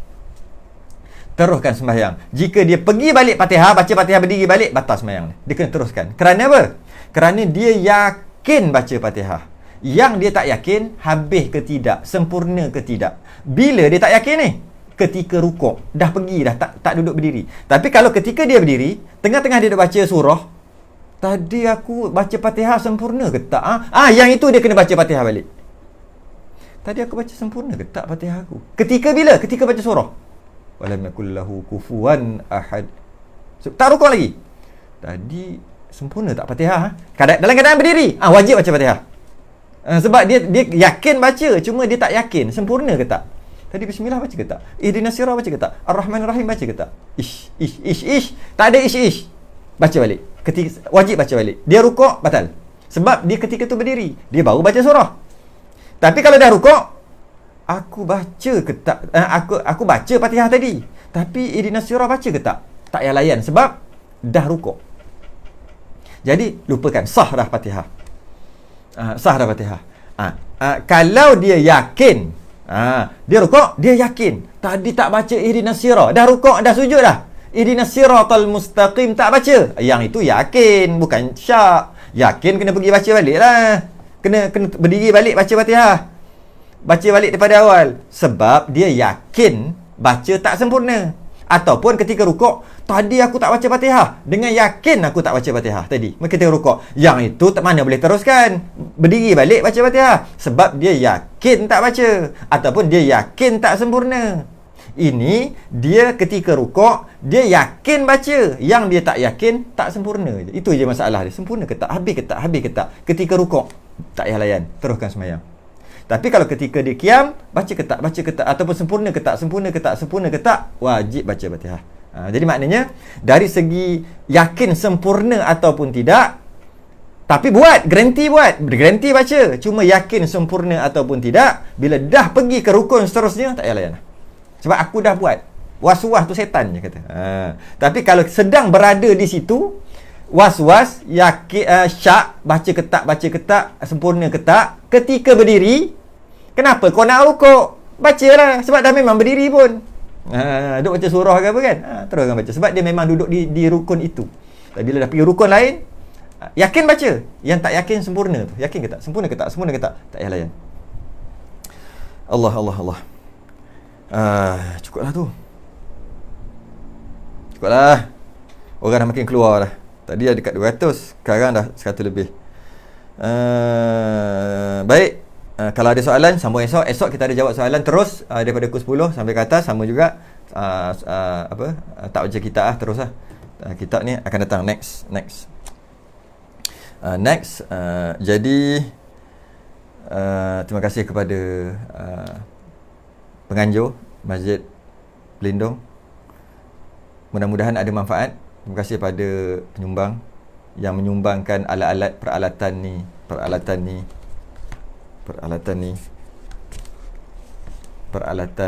ni dan peralatan yang akan datang.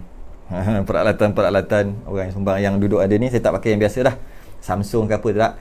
Semua sekarang pakai sistem iOS, sistem baru, bukan Android. Pakai semua, dia hubung semua. Siapa yang buat ni? Orang yang bagi. Kalau nak harap kat saya, memang kita duk pakai pacak telefon macam biasa tu lah.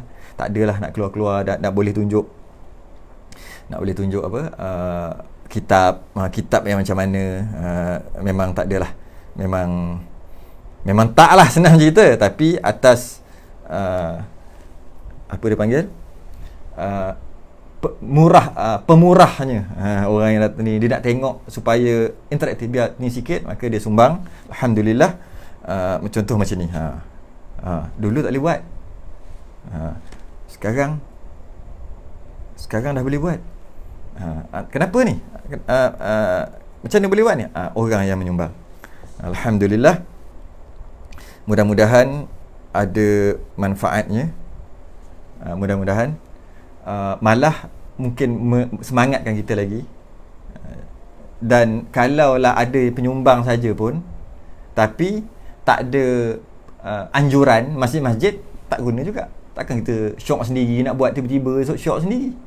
Dia kena ada anjuran masjid. Itulah kerja masing-masing, buat kerja masing-masing. Masjid Pelindung, Masjid Ar-Raudhah, Surau Syakirin Baluk Perdana, mana lagi?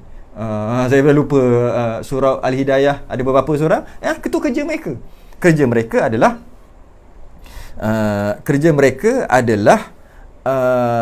nak bagi, nak buat berjalannya kuliah. Kerja kami kalau boleh menyampaikan dengan segar, dengan santai dan segar. Waktu-waktu orang serabut PKP ni, tambah kat Selangor, masya-Allah, serabutlah. Maka kita mudahkan gitu. Mudah-mudahan daripada orang tengok bola, orang tengok lawak-lawak, orang tengok TikTok apa semua, datang tengok. Semua masing-masing buat kerja masing-masing. Penyumbang buat kerja je, sebab dia ada lebihan tu je. Bagilah. Ada orang bagi marker. Marker kat saya. Sampai sekarang ada lagi marker. Lepas ni saya tak guna marker dah. Barang on the way. Untuk whiteboard yang ada kat belakang ni. Saya sebut banyak kali dah. Barang tak sampai-sampai. On the way dah. JNT lambat. Saya tulis pakai pensel tu di atas ni. Sini. Maka akan keluar kat sini. Kat mana-mana saya nak boleh keluar. Kan? Yang itu semua orang. Jadi itu bahagian dia lah. Itu kerja dia. Bantuan dia. Masjid buat cara masjid. Anjur. Saya mengajar. Lepas tu ada orang tak larat nak tengok tak apa, share. Masing-masing ada tugas masing-masing. Kita tak payah sibuk. Ini duk cari salah orang ni. Kadang-kadang ustaz sama tak? Kadang-kadang. Tapi tak ramai lah, ada seorang dua. Kadang cari yang tu, cari masalah, buat isu, buat ini. Padahal masing-masing kita buat kerja masing-masing. Masing-masing mengajar dengan cara masing-masing. Masing-masing buat kerja masing-masing. Orang pula tak payahlah duk sibuk tengok, ustaz tak payah. Tak payah, tak nak sudah. Pergi yang nak, kan? Masing-masing buat kerja masing-masing dan jangan masing-masing duk sibuk hal orang masing-masing. Duk sibuk tengok keburukan orang ke, tak kisahlah, tengok ni tak okey, yang ni okey, tak payah sibuk. Buat kerja masing-masing. Jangan sibuk hal orang. Jangan sibuk orang. Buka gelanggang masing-masing. Supaya waktu sekarang ni orang mendapat pilihan yang banyak. Jadi bila macam tu yang jadi memang jadi serabut lah. Bila duk masuk hal orang macam-macam kan zaman sekarang ni. Tapi kita alhamdulillah Al-Amin. Cara Al-Amin dengan mengumpulkan apa dia panggil, page yang ada follower dia, yang like. Cara dia. Itulah tugas dia. Itulah kerja dia. Dia tak payahlah sibuk kerja lain. Kerja tu. Masjid, kerja masjid. Ustaz, kerja dia. Semua ada kerja masing-masing. Semua orang buat kerja masing-masing. Masya Allah. Antara boleh nampak apa yang terjadi sekarang ni. Tengok. Apa yang jadi. Nampak segar, nampak seronok, rasa tak boring. Kerana masing-masing buat kerja masing-masing. Wallahu a'lam. Kita tangguh dulu.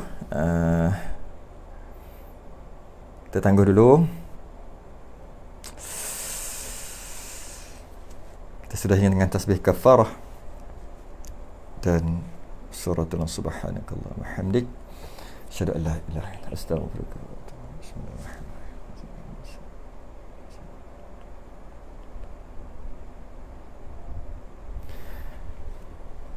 Assalamualaikum warahmatullahi wabarakatuh.